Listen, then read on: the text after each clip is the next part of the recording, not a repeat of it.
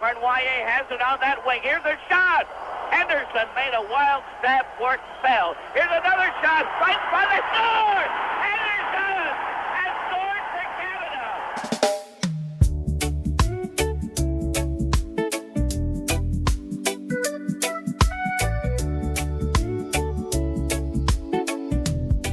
It's a quest for fire. Quest for fire. Talking hockey and flames. Fire and everything. It's a quest for fire. Quest for fire. Outcast. Big Perm needs a medical healing. He calls for a fat man rule. Zack provides some seasoning. And Jimmy Boy speaks the spirits. It's a quest for fire. Quest for fire. Welcome to another edition of the Quest for Fire podcast. Ring. I don't know why we do horse. Hear me? I can hear him. 80,000 years ago, man's survival in a vast, uncharted land depended on the possession of fire. For those early humans, fire was an object of great mystery. Since no one had mastered its creation, fire had to be stolen from nature. It had to be kept alive, sheltered from wind and rain, guarded from rival tribes. Fire was a symbol of power and a means of survival. Possession. The tribe who possessed fire possessed life. That's right. That's the little opening for Quest for Fire. So, welcome to the Quest for Fire podcast, episode 7. I'm your host, Zachariah Bay, joined by my illustrious co-host, Tim the Cream Lowhorn. How you doing, buddy? I have returned He has returned. He doth return after his birthday. with Ray Don Chong. Him and Ray Don Chong Perlman. and Ron Perlman were celebrating his birthday in Siksika. And we're joined. We got a call up from the miners, hot prospect. We got our boy Jeremy, Big Perm Breaker. How you doing, buddy? Not bad, not bad. I am back. He's back. I have been risen. He has been resurrected from the farm team. This is a The first for phoenix us. of the ashes. You're like a phoenix from the ashes, born again. He is the most devious bastard in Siksika. And here he is, in my chair, watching Quest for Fire once again. He promises not to be perturbed by the images henceforth. Well, let's get into episode 7. A lot's going on. We haven't talked to you guys in a while. Our 6 listeners out there, J-Ro, if you're hearing us, when are you taking us out for lunch, buddy? Let's go He's for lunch probably soon. on a bus somewhere. Are you on a bus somewhere? Just ask Lisa to let you drive the car. Anyways, we're watching this beautiful shot of the Badlands in Drumheller, or a.k.a. the Sandhills in Siksika, and there's a fire. And we have a family hunkering down for the night in their little cave. And here we are, hunkering down in my little living room, Tuxedo, Calgary, for another episode. Hit the horn, Timmy. Okay, the face-off. Oh, Perm wins the face-off. Tell us how you been, Perm. What's going on since last time we saw you, man? Oh, not much. You know, just keeping track of the Flames. I'm just surprised what all just happened during the Flames. And I'm excited for the Olympics coming up. I can't wait. Yeah, that's going to be amazing. Best on best hockey is, as it sounds, best on best. And they're playing for the country on their chest. Supposedly best on best. It's subjective because they don't have one of the best nations in there. There's an asterisk, I'll give you that. Yeah. Russia has been With the excluded from the best games. goalies, the most skilled players, the most intriguing team. They have no center depth, but they do have an intriguing team. Who do they have at center? Who are the Russians running out at center? Yeah, you can't even name. Yeah, Pavel Datsyuk. He's in like Moscow gambling. They got Evgeny Malkin, who's still crushing it. 39. Yeah, he's the only Still center. crushing it. I know, but he's Nothing wrong with 39. He's not. You think he's keeping up with McKinnon? that. They got great centers in Russia right now. Who? McKay, man. Who? and the What K. centers? They have good wingers. I can't say the guy's name. They have good wingers. It's a really cool name though. Okay. He's leading the league in scoring, and he's probably 5'9", but he's amazing. Okay. But how's he holding up to our Canadian center depth? Probably not that much. But I do agree It with you. doesn't really matter. It's not 'cause best on best because we don't we have are. better wingers. We don't have better stronger defensemen. We It's- don't it's have better goalies. It's a new look Canada for sure. like Russia's fifth goalie. It's true. It's sad. We're going into period 2 right now. Yeah, let's And reserve that. we just literally crushed freaking Perm right against the fucking glass. I know. We just double teamed this guy against the glass. Perm's excited for Olympic hockey. Zack literally just cross-checked him in the back, and he went face first. Oh right no, into it was the board. you. I was Right jealous a on the- little bit. You just Right on ran the him. numbers. Right on the stop Just saw sign. headlights on the train track there. No, well, that's what it's like stepping into the pros. You gotta keep your wits about you. Yeah, Keep your head on a swivel, dirty rookie. players like Zack freaking swinging his stick around above the waist, Hey, don't tell Cowboy that. trying to poke you in the eye, It was his nose. It was his nose. That's what he gets, though. trying to Brian Berard Look, you. doing these fancy moves, trying to embarrass us. I was honestly, I was just trying to slash the ball off his stick because he's bringing it up to his waist, and he's like, and I just slashed, and I just slashed brought it his back to face. and I hit his face. It was one of the scariest He did hit moments. his face. He did. He was holding his hands over his Slashed nose the and his nose- eyes, nose and I right just in saw all his this eyes. blood coming from his hands, and I thought it was his eye or something. So I was just right fucking afraid. I was just so panicked. Afraid that he's gonna have to scrap the big ass cowboy. Well, no, that his eye was damaged. That's what I was afraid of. Thankfully, this is just a big cut on the side of his nose. Thankfully, Thankfully. after you freaking two-hand him in the face. It it was a two-hand, yeah, but it wasn't vicious. It was just it was just reckless more than vicious. Anyways, And- keep your head on the swivel. And The pros, let him believe he's not Jack the Ripper. Ooh, Zack the Ripper, the nose ripper. So, Perm, you survived the Or holidays. Dr. Hook. How were your holidays? Anything happen? McCracken. Any family drama? Any exes coming around for a stocking stuffer or what?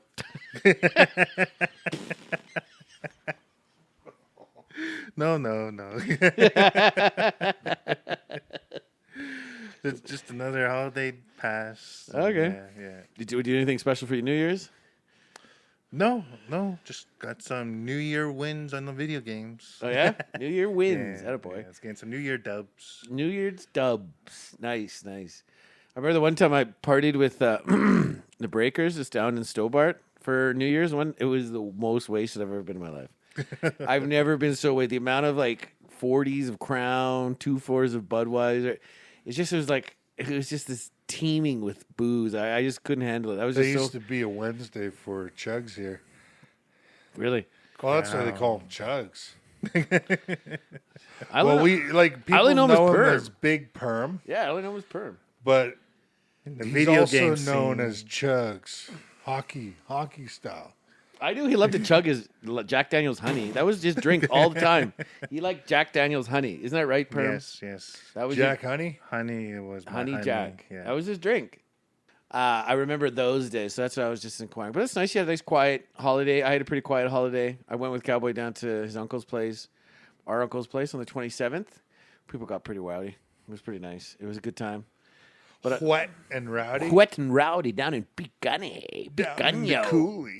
Down in Cooley. Cooley of the Gunny. Coolers in Cooley. Was that when Anderson got traded before? No. Before the holidays or after the holidays? He got traded after the holidays. It If was you're like wondering where Begunny is, was it's January right by 12th. Pincher Cheeks. pinch your cheeks. You're right. That's the first time I've ever heard it called that, but you're right. It is pinch your cheeks. But with consent, though, Tim, right? With consent. We are gentlemen here. So after that face-off win, nice face-off win, thanks to the update, Perm, or Chugs, or Chugger. I don't know. I like Perm. Perm's good. Jeremy is also Some good. sausages on the Ron screen Jeremy there. Breaker. Everyone called you that? In hockey, my nickname would be Icebreaker. That's a good one. And what's funny too is that in the minor league during condition camp, and we would do wall sits, and I was at the end, and one of my coaches assistant coach was named Ron, and so we had to say the name when we were passing the medicine ball or we were doing wall sits. So my late cousin Taylor would be right there. He'd be Jeremy, Ron, then he'll pass it back to me. Ron, Jeremy. So every time he passes it, me and Taylor would bust up laughing. Ron, Jeremy. Ron Jeremy Breaker. You do look like one of Ron's strays. Yeah. He could have been out here in Six ago. We might It's have. like I the need to good old shave. Ralph Klein. Ralph Klein, Don Burnstick. Need to shave. You just need to shave the Speaking chin. of Ron, Leave check the it out. mustache. Leave the stash. Okay, well, pass it over to Timmy there. Timmy, or you want me to go second? You go last. Second, you're always going last. I'll go second. So, yeah, catch her with me. Holidays were almost a disaster. The kids saved it, thankfully. Holidays. World Juniors was a good time to be a hockey fan. I was a little disappointed in Canada's defensive structure, and we ultimately lost to the Czechs, who I thought played a fantastic Well, we tournament. got bronze. We got bronze. Better to win bronze than lose second. Perek sets the record. And Sprek sets a record. He looked a lot better. People are unnecessarily hard on him. It's like people hear something about a prospect and they can't unsee it. And they won't let facts like determine their opinion of the player.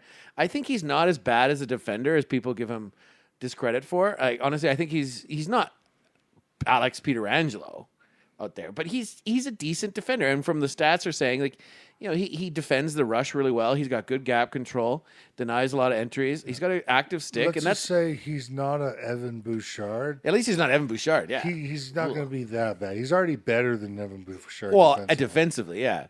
But he's got ways to go to feel comfortable, and you can kind of see it in his. He doesn't his have Evan approach. Bouchard's strength, No, but nor offensive dominance. but what does that Evan he- Bouchard really do? All he does is sit on the power play.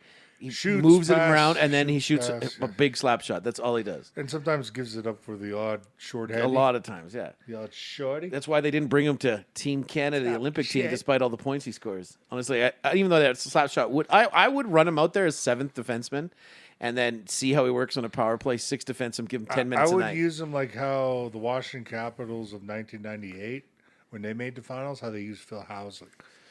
Because they actually had a sick defensive core. They had Sergei Gonchar, Kalle Gonchar was good. Johansson. They had Rod Langway, jokes. Rod Langway. I think that was this is about 5 years after Langway. But they also had Phil Housley, and they had Larry Murphy on that team too. Yeah, Larry Murphy was a Larry stud. Murphy was a stud.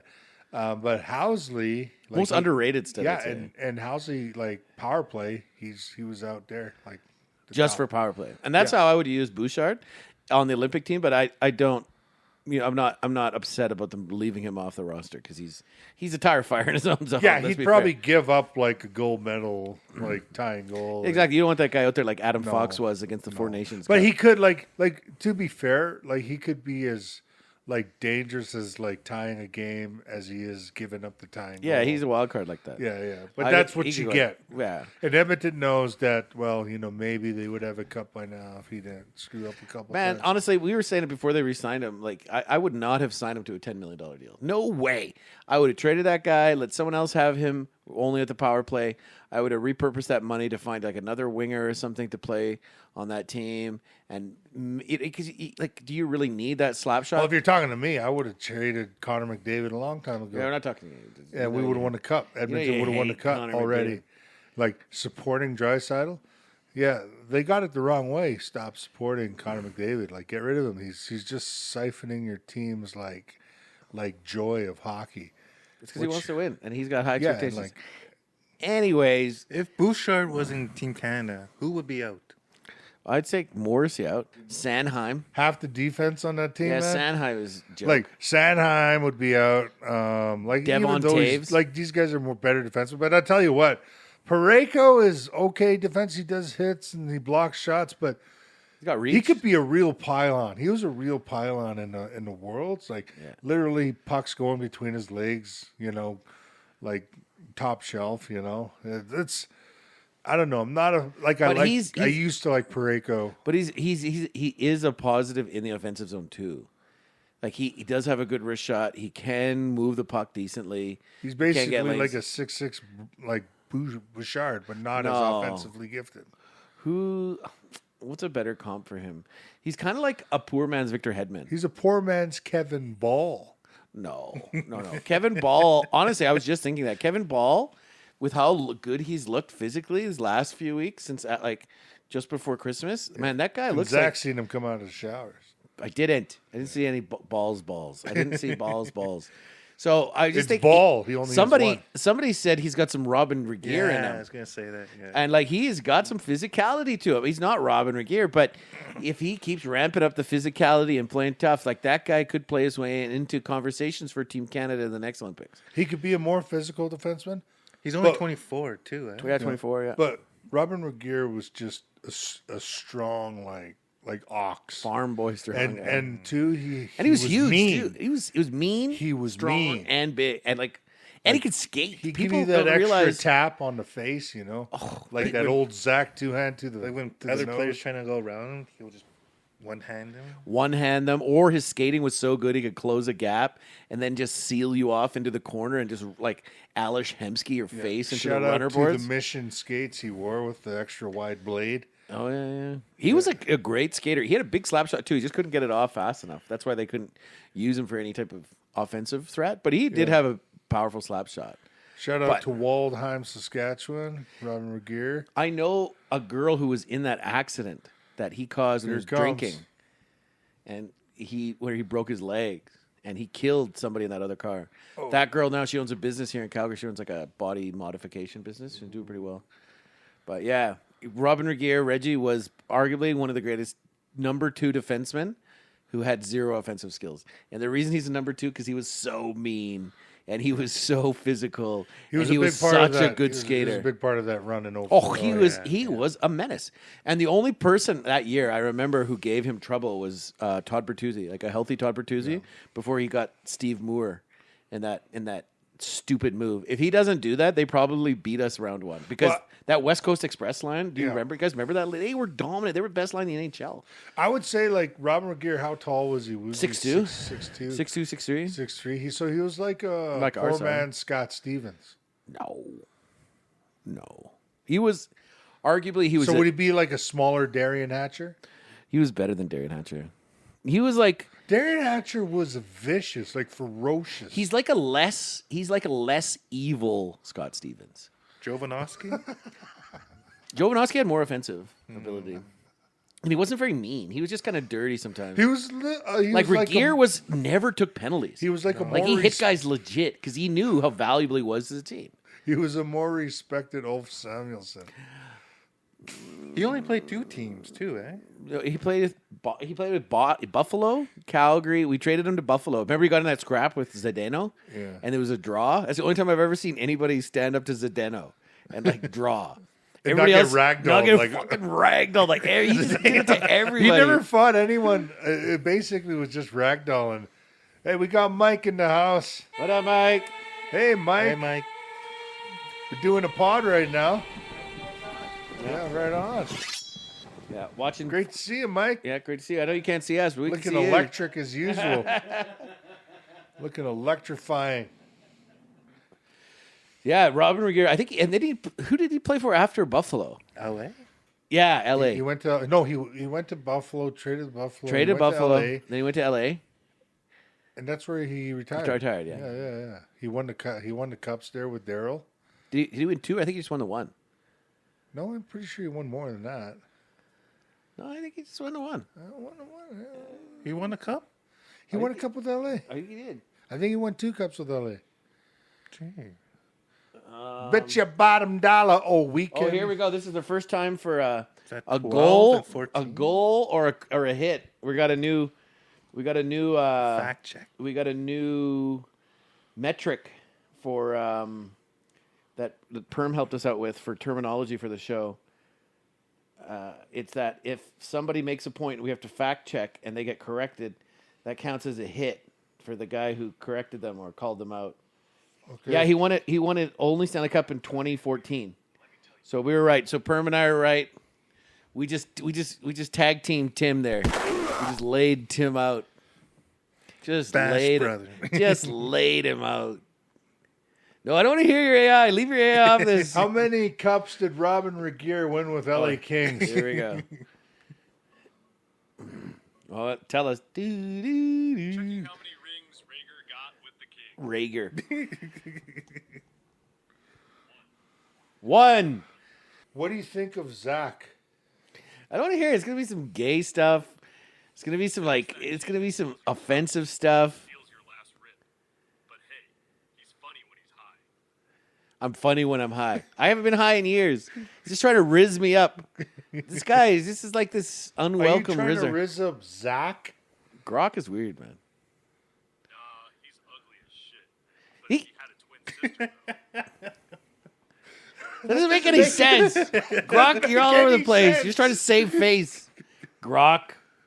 Anyways, Reggie was arguably the most elite number 2 demon. He was a legit top line defenseman just because of his physical play and defensive play. He was not a positive in the offensive zone, as you see, 26 points is max. But what he did is he shut big players down. I remember people used to say, "Oh, the Sedins are soft and Alex Hemsky's soft." That was a time when you used to play a divisional rival 8 times a year. So Imagine having to play Regeer 8 times a year. Oh my God! here's Get an outta here. exercise. Here's an exercise. What Canadian defenseman you would compare to Robin Regeer today? And is he on Team Canada? No, he's not on Team Canada. But who would he be? And the closest thing that I would kind of say is probably. It's a good question. Like, who is that physical? Who? Luke? No, McNabb maybe. Brady McNabb. But Maiden McNabb, he's physical and tough, but he doesn't skate as well as Regeer did. No, but he skates well enough To be a top and 4 he's a, diva. and he's a pretty smart position. He's a smart guy. Yeah, I guess that's what kind of Shea Theodore and McNabb remind me of Jordan Leopold and Rob Regeer. Yeah. They were a good duo. Kevin Ball. Kevin Ball kind of does. He's not as good of a skater, but he's taller and he has a better reach for poke checks. Kevin Ball isn't a good skater. No, he's a good skater for his He's size. a great skater for his size. his He's probably size. the best skater for his size. For his size. I don't know. I think who's better, Alexiak or Myers are probably better. No, Alexiak. But Myers isn't very still physical. Slow on the edges. I don't know. They're big guys. But I don't know. I think I don't think you're not gonna see many players like Regeer because like he was fucking big, like 6'2", 230, 6'3", 230. 230 is a big weight. That's a for big him. weight, Yeah, yeah, yeah. and to move around the ice that well. Eric Lindros was 230. Yeah, he was 230, 240. Doughty? No, Doughty doesn't hit He's like not that. as physical. And he's more Doughty offensive. can, but he's more or less on the skill side of things and good positionally, Yeah. and more of the finesse game. Yeah. But when it comes to Regeer, it's just straight like straight Power and domination. like truculence, as they say. Arrived with bad intentions. Where he would meet me with bad intentions. And he never took many penalties. Like you're thinking like what, 90 Maybe penalties? Radko No Gudis. way. He's way dirtier. Gudis is not nearly as good defensively. Or no, He's not Canadian, Josh Manson. I was Davies' was boy. thinking that, but the thing is, I He's like having about a great Manson. year this year. He's having a great year with because Colorado. The it's best that team. team is doing so good. I guess Manson is someone, but Man's part of that. He's part of that reason. He's a good, solid. he's top a four. shutdown D man. He's a shutdown physical D man for Right sure. shot. But I don't think he's as good as Regeer. Regeer was punishing. But he's also intimidating. He is, and he 'cause can. he does throw play the physical. gloves on, yeah. But Regeer was sheerly intimidating.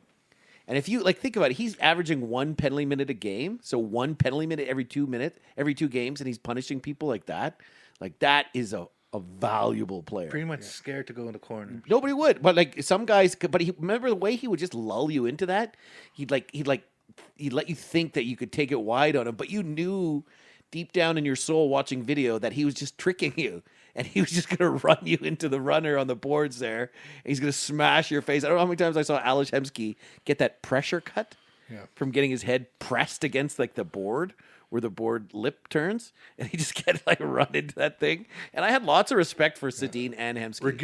Regeer crushed Ruslan Fedotenko in the yeah. finals, and Fedotenko ended up missing, I think, a couple games. And then he came back But to he score ended the up coming back and scoring the two winner in goals. Game 7.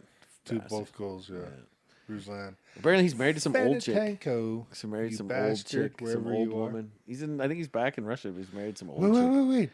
Wait, was it Fedotenko? No way. Was it Yeah, Fedotenko? it was that. Fedotenko was the one who married. He His just married Billet mom? his billet mom. Yeah. Billet mom. Yeah. Yeah, he's the same age as as her son. As her son. Yeah. And His billet siblings are now his son.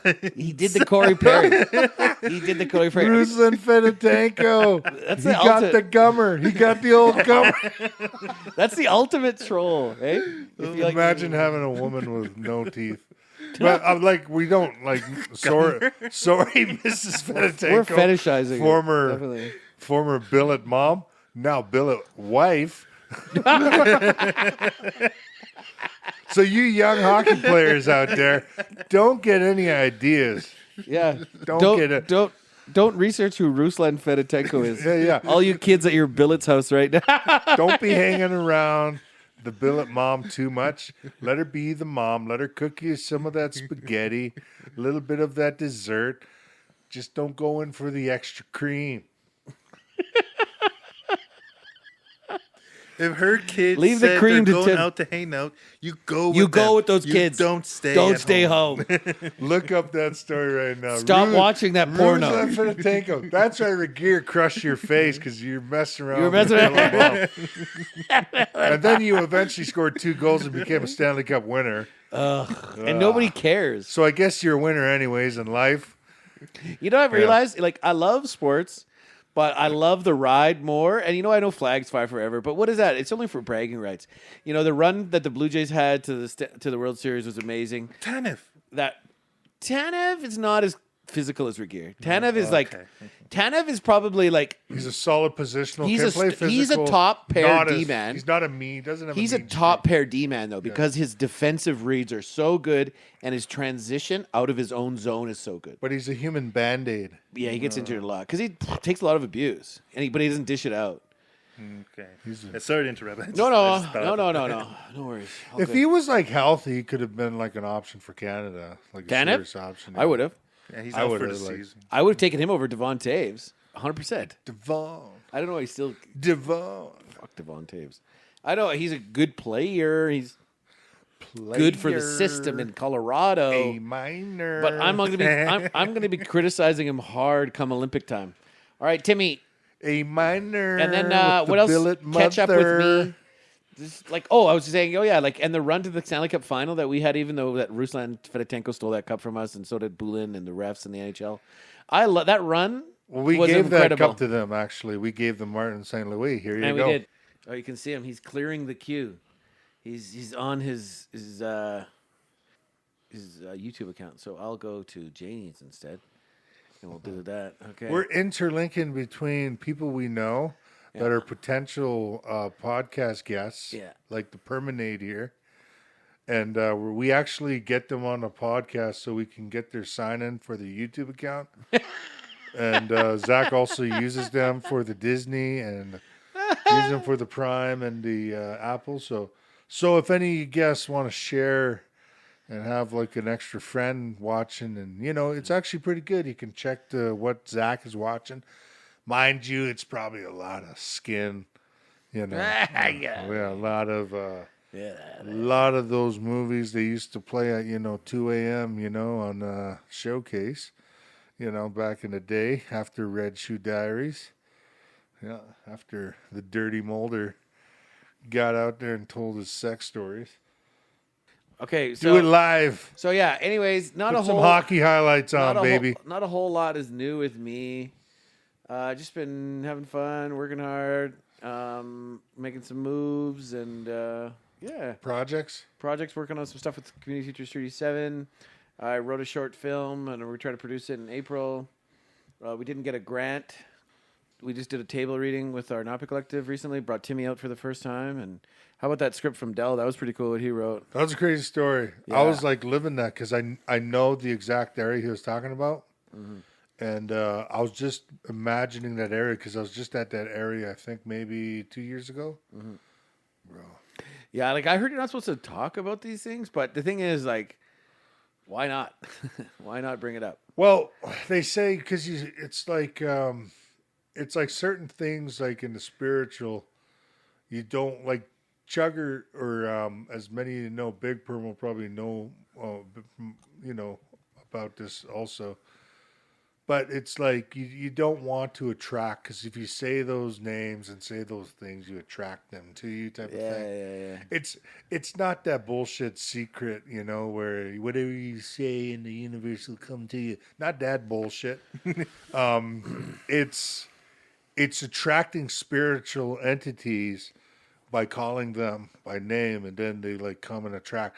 Not, you could be, kind of objective about it and say, well, there's no such thing as spirits, just like that bullshit book, The Secret. There's no such thing as, the wonderful universe that gives you everything you ask for, But, There are skeptics. you don't want to attract those things. Just to No, say, I agree. because if you do attract things like that, it's not a good day. It's usually like, like back in the day, they would give offerings, and sometimes it was good, sometimes it was bad, but like really you have the respect not to mess around with that stuff. Growing up on a res, growing up with these spiritual things, we see some crazy shit growing up on a reserve. Oh yeah, I bet. And like, so we're pretty in tune with like what happens spiritually and seeing spirits and stuff like that. And yeah, whatever people say, that's fine, because most people don't see those type of stuff because they, it's just culturally different, Yeah. They're a little bit more of the, I guess you can say they have the, their eyes are a little, what do you call it? The veil on their eyes is kind of a little bit more Opaque. thicker.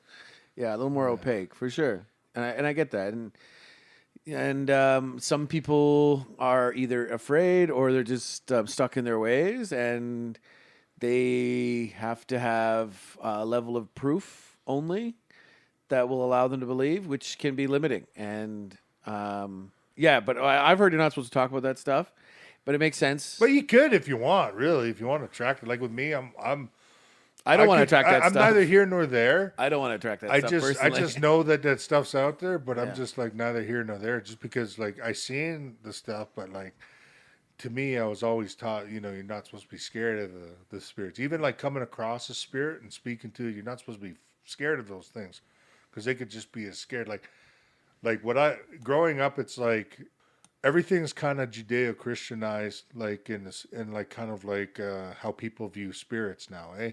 It's either an angel or a demon. It's either a good spirit or a bad spirit. Yeah, the Western value is the Yeah. binary, the more like the binary of good and evil. Yeah, it's But there's in Japan, yeah. like I don't know if you guys have done any research. Like when they talk about like a demon, it's not good nor evil.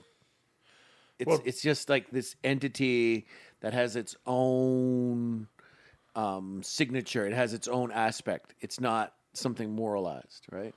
like an oni Yeah, an oni is an Oreo? ogre. Like their type of ogre. or a Goryo or a Hantu. Gory Jin. No, Yeah, Jin's it's an Arabian. Spirit. Arabian. Yeah, Jin. Like the rub the lamp. Well, Give me the lamp, let's talk about that. Let's talk about some of this in and I'll overtime. give you your reward. I wish we talked about this in overtime. Eternally reward. But that's the same as us Blackfoots. How we view spirits is not all spirits are malicious and evil. Not all spirits are good. There's a difference, a variety of spectrum, them. yeah. But the way we see things is most spirits are just neutral spirits. They neither have an intention to do bad or good. They just exist on kind of like a spiritual plane. There's just ways we actually Interact with that plane to get some type of, I guess, support or help. But it's not anything like whatever. But like really, but with me, I grew up like evangelical Christian. So, but with the respect of actually growing up and seeing spirits, you have a different view of spirits, and you know that okay, well. Like on a reserve, there's certain places you don't want to go at night, because you're gonna see some stuff. But it's probably different. You get a skeptic in there, he's probably just gonna go in there and probably want to experience something. But we have this new law that you can't trespass. So don't even try, boy. But Don't yeah, even try it, boy. don't even get out there, boy. So yeah, interesting that what Dell wrote. I thought it was a good story he wrote. That was a good. That was Yeah, so it was was nice for the tripped table out. read and nice to have you out. So yeah, that's not too much going on. But what about with you? What's going on with you, man?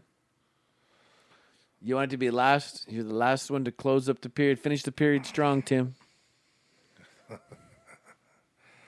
Well, yeah, it was a adventurous month of January from the last pod. Celebrated a birthday, became older and Happy belated birthday, less my wiser. bud. Hopefully, keeping it on the straight and narrow and away from the curbs and the bumps of evil, But, but just watching the Flames, kind of hoping that, that we get something worth of value at the end of the season. Right now, we're nowhere near where we're supposed to be. So watching these games is more or less just enjoying the players you like on the team. It's great to see Gradin coming out of his shell. I've been calling Matt V. Gradin the next Pasternak. Zack laughs at that. But, hey, the goal he scored on Edmonton the other night was absolutely scintillating. It was. And a beautiful goal. And mind you, no one else on the Flames has that type of goal. And they were saying what I was saying at the beginning of the season. The Flames' future with Gradin, with Perek, and with Wolf, man. And honestly, I do have some homage to Zack. The Flames, if we can have that center, or at least have a center depth, like maybe if Hanzik, comes into a solid secondary penalty killing, big, lengthy dude. He looked really good until he got that injury. He was looking like something. But we need that high level Size center. and skill combo.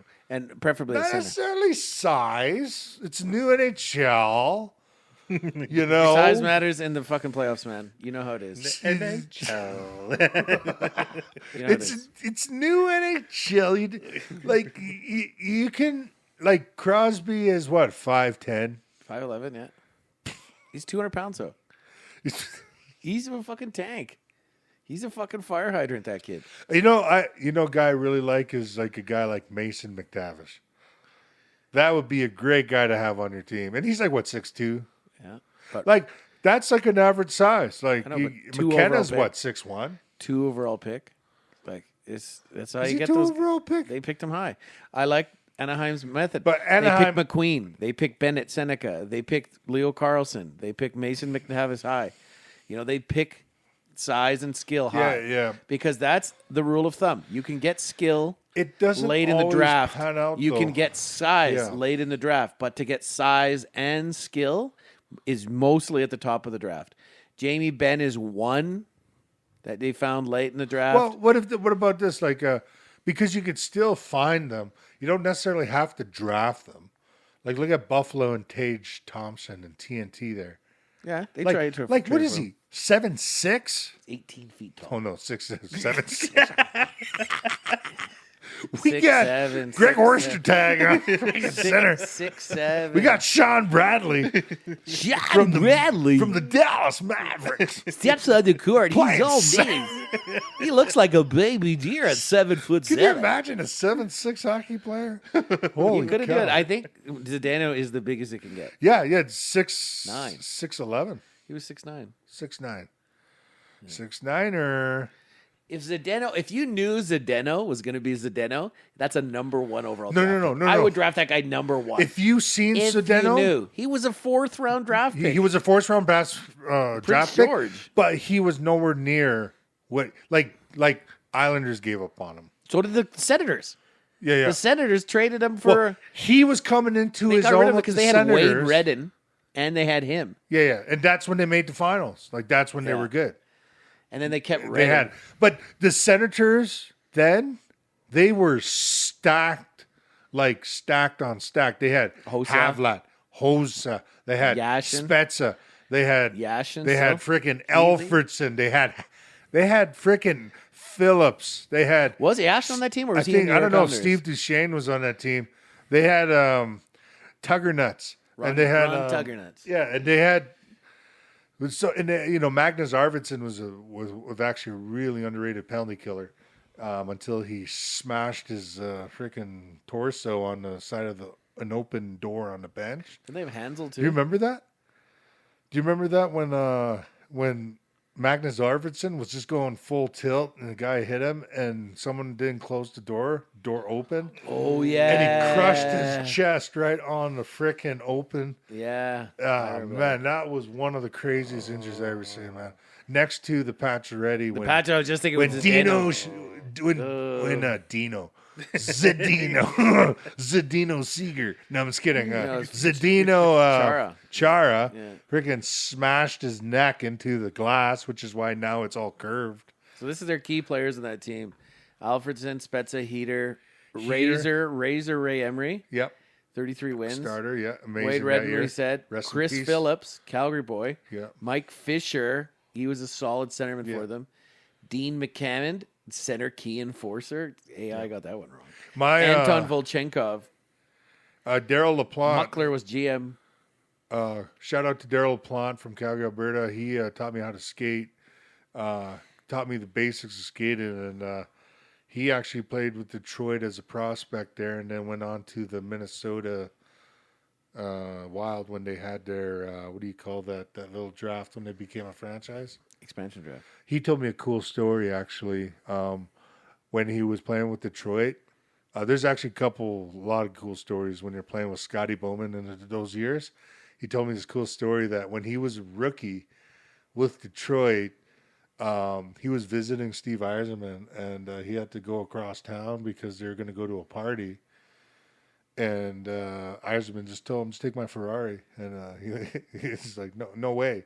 He gives him the keys and lets bro just jump in Steve Yzerman's Ferrari, this rookie, and lets him drive across town to go to one of the teammates' parties. And I was like, "Oh my goodness, man!" Stevie Y is such a nice guy and such a one of the greatest captains, Leaders. like the respect that he, out of all the players that wore number 19, after he, retired, you look at Joe Thornton, you look at Joe Sakic, you look at all these great players that wore number 19, they refused to wear number 19 when they played for Team Canada because of Steve Yzerman. And even, I believe still to this day, if any asshole's wearing number 19 right now, Team Canada, he's an asshole. Just like any asshole who wears number 14 or number 2 with Calgary Flames. Respect, because those numbers ain't retired with Calgary Flames. Respect to the great Zack Whitecloud, because he wore number 2 with Vegas. Mm-hmm. He could have easily wore number 2. Shout out. I give respect to Mike Commodore, because Mike Commodore was he earned that in that playoff run to wear number 2. Over He sure did. He McInnes. played great. He never could. That measure Detroit up. series, he played sensational when he came in for. Yeah, we had 3 solid right-handed defensemen. the Monitor, Doors. Yeah, Warner, and him. yeah, and that play in the deciding game 6, when who was it? Darian Hatcher, who put Matthew Lombardi out of this series with a concussion by elbowing him in the frickin' head. Yeah. No call. Yeah. Monitor basically stood him up at the blue line in overtime, laid him flat out. Yeah. The arena goes insane, and then Calgary takes it down the other way, and freaking Jelena puts him out. And remember that Craziest series? That's shift a wicked of all moment. time. Yeah. Yeah, That's a good That's a good memory. That's a goal. Timmy scores a goal. yeah. And do you remember in that series that fight between Iggy and Hatcher? Oh, yes. Iggy laid Hatcher out. I've never seen Hatcher look so pathetic. Darren He was a Hatcher big guy. was a monster. He was like 6'5", 240. Nobody messed with Darren Hatcher, Except which is why Jerome. he was the captain of Dallas Stars for so long. But Calgary absolutely just went through Darian Hatcher and the Detroit Red Wings, who were the favorites to win the cup that year. Yeah. There was nobody who picked Calgary over. And the Sharks, too. The Sharks were better than us, too. Yeah, they're a little younger and out of Yeah, they had a young Joe Thornton. They had young Chichu. Yeah, they had a good team. And Yeah, then young Marlowe. Marlowe, we fucking walked right through him again. It was just because Kiprasov, yeah. that was a revenge tour for him. Yeah. And then we were Evgeny riding, Nabokov. and they had Nabokov, and they were riding the high of beating Detroit, who we had no business beating. Yeah, yeah. But we walked through them like a Swiss Army knife. Yeah, like Billy Niemi. warm knife through butter. Niemanen. Niemanen was a beast. He was a great. He scored right off the first shot of the series. Okay, this series is over. Yeah. I remember there's this one image I have of Billy Niemanen in my head. That smile he had, that wicked smile he had. And there's this one, I remember this one moment. It was after a whistle was blown. He was on the ice. Some guy tried to grab his shirt like this and was pulling him. And he headbutts the guy's arm off of him. He just, get your hand off me. And he headbutts this guy's arm. He was a wild man. He was crazy. I know, like, what a team. Like, we had no business being in that series, It any just of those came together. series. It We were just just came this. together. We were just this plucky, hard nosed team that didn't give you anything. We had a goalie that, if he lost to you the game before, would just shut it down the next game. Yeah. We were so stingy, and we had just enough toughness in our wingers. And we had a captain who would just come out of Yeah. have big shifts, big times. And when we you had two needed it. fighters on that team. We had Christoph Oliwa and Chris Simon. Oh, Oliwa. We had two monster fighters, and Chris Simon was the second leading scorer in that playoff run behind Iggy. Who did we was it like who did we face first? We Vancouver. faced Vancouver. Vancouver, And then remember, they didn't have Matthias Solon. Bertuzzi. Yeah. and then was it Detroit? Vancouver, Detroit, San San Jose, Jose. then Yeah. Tampa State. I remember that. So 7-6, and we beat San Jose in 6. Was it in 5? No, I think we beat them Six. in 6. Then we went 7 with Tampa Bay. Yeah. I 6. remember. I think 7. We won in 6. start of We game won in 6. one. Yeah, you're right. Game one of the Cup final, and I saw this fan had a sign, and I had 3 plates, and it had a whale being chopped, an octopus being chopped, and a shark being chopped. Seafood, it was just, it was really cool. Sign. And then Tampa Bay, like, you can't chop a lightning bolt. No. So I guess No, we're gonna and lose. unfortunately, you can't. And you can't fight the NHL. The NHL wants these warm weather markets to succeed. Like, look at how many cups the state of Florida has, and since 2004, and still, like, they're not even the most popular ticket in that town. People would rather watch a shitty Miami Heat game, a shitty Miami Marlins game. They'd rather watch some fucking, like, Jacksonville Jaguars game. Like all of those sports, like, to me, I'm a hockey fan first. The only game that kind of competes with hockey is football, just because how violent it is. But even then, it's like, I don't know. It's like they play one game a week. Hockey players are playing that level of physicality 3 times a week, up to 82 games a year. And then you have playoffs where the intensity ratchets up even further. And these, like, football players get like a week to recover. Like, I remember I read this stat that said the amount of physicality played in an NHL hockey game is so impactful that it should take the human body 3 to 5 days to recover from one game. But they play 3 a week. And now then you go 82 a year. we're going to 84.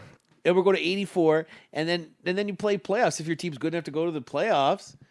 Like, That's why it's the toughest trophy to win. to in win, sports. and that's what, like, I don't care what any other sports fan says. Come at me if you're saying the sport is amazing because of the sacrifice, the intensity, the physicality. Show me something that's more taxing than NHL hockey. Well, show me a basketball player that'll get his teeth knocked out. Yeah, not one. Get get a cut right across his forehead, a hard, solid puck to the face, broken jaw, and be out the next shift. Yeah, I see that. You know, like maybe miss a shift. You know, These guys are all foul baiting. They're all looking for a guy foul. breaks his rib. You know, he's back Yeah. out. You know, like, Yeah, a guy gets his throat cut. He's back soon, like Clint Malarchuk. You know what I mean? Richard Zednick. And what was that Boston player? Was he blocked a shot? He broke his leg and still in the play. Greg Johnson. And then blocks another Oh, shot. Greg Campbell. Greg Campbell in the Campbell, 2011 Boston Bruins run. Breaks his leg. Stays in. He stays in. Blocks another shot. He blocked like 3 or 4 shots, and then he skates off with a broken leg. Yeah. Like a man. Yeah. Like a man. What Like about- as Don Cherry would say, now that guy is a man. Like when Shanahan broke his leg, he jumped over the boards to get out, you know. And remember, look at the guy who scored the last winning goal for the Stanley Cup champion Toronto Maple Leafs in '63. Bob Bond. Yeah, Babon. Yeah, he had that a broken guy, leg. He had a broken leg in the game, stayed in the game, Scored scored the the winner. overtime winning Stanley Cup championship goal Yeah. with a broken leg. Bond. And that's the last cup they've ever had in Toronto. But that's then hockey. Yeah. Didn't win another Yeah, until right, they Gordy. found him. And then you look back at the history of hockey and like, imagine being a goalie with just like a thin piece of the Jock Plant mask. You think that's much safer? But that's safer than the goalies before the Jock Plant mask. Those guys just playing goal. Nothing on The their greatest goalie of all In time. that time, look at the other sports. Like, Yeah. Like football wasn't very violent. Well, look at it. Like most of the Baseball guys, was just racist and segregated. most of the guys who played hockey all were like legendary war heroes. Like they left to go to war. Like you look at these guys like freaking the greatest goalie of our time, like statistical goalie of all time, came from like the 30s. His name was George Hainsworth.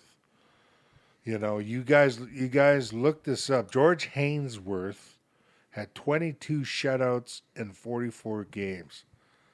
This guy was basically better than Hasek, and the guy was like 5'4" or something like that. Yeah, I get it. Statistically, He was amazing. the records are there to be made because amazing, they're pretty hard to topple in those senses. But like the hockey wasn't as exciting. It was just like these meatheads with weapons. It's tough to argue. They weren't raising It's- the puck. You it's- never saw anybody raise a puck no. until Maurice Richard. No. Like, But think of it this way. or John Beliveau. Like you have to be good in that era with what you're given in that era. Yeah. And guys exceeded beyond what guys can exceed on any era. So there's certain players that exceeded beyond the very era they played in. George Hainsworth is one of them as a goalie. Bobby Orr is one of them as a defenseman. Like Bobby Orr should not have existed, but Bobby Orr existed.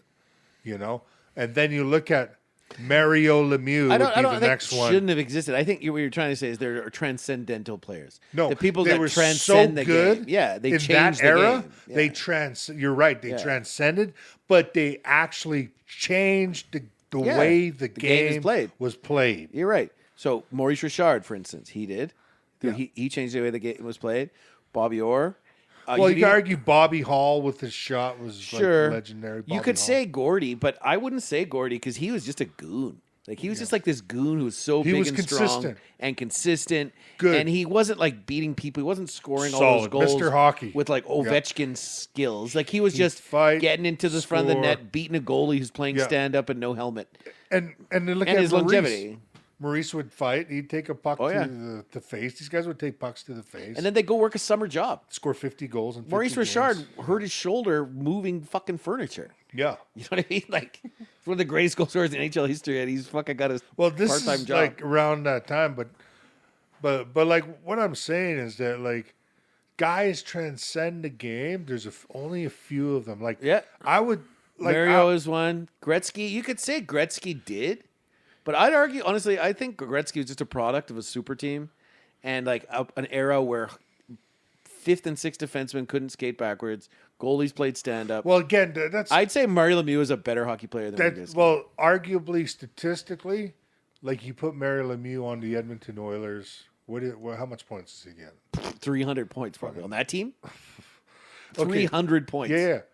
But like Like easy. you look at Bobby Orr, like why Bobby Orr is so transcendent is he's the reason why the game is played the way it is today. Well, he was one of the Makar progenitors for sure. needs to thank Bobby Orr. Sure. Just like Paul Coffey. Just like every other defenseman that sure. gets beyond 30 points in a season. Yeah, that'd be- because that was actually the baseline. You were considered an amazing offensive defenseman, like the Doug Harvey era. Like when you were able to get at least 20 to 35 points a season in an 80-game season or 70-game season, you were considered, that is Norris Trophy. You were considered like Doug Harvey legendary. And who was that other one for New York Islanders? Dave, what was his name? P, starts with a P.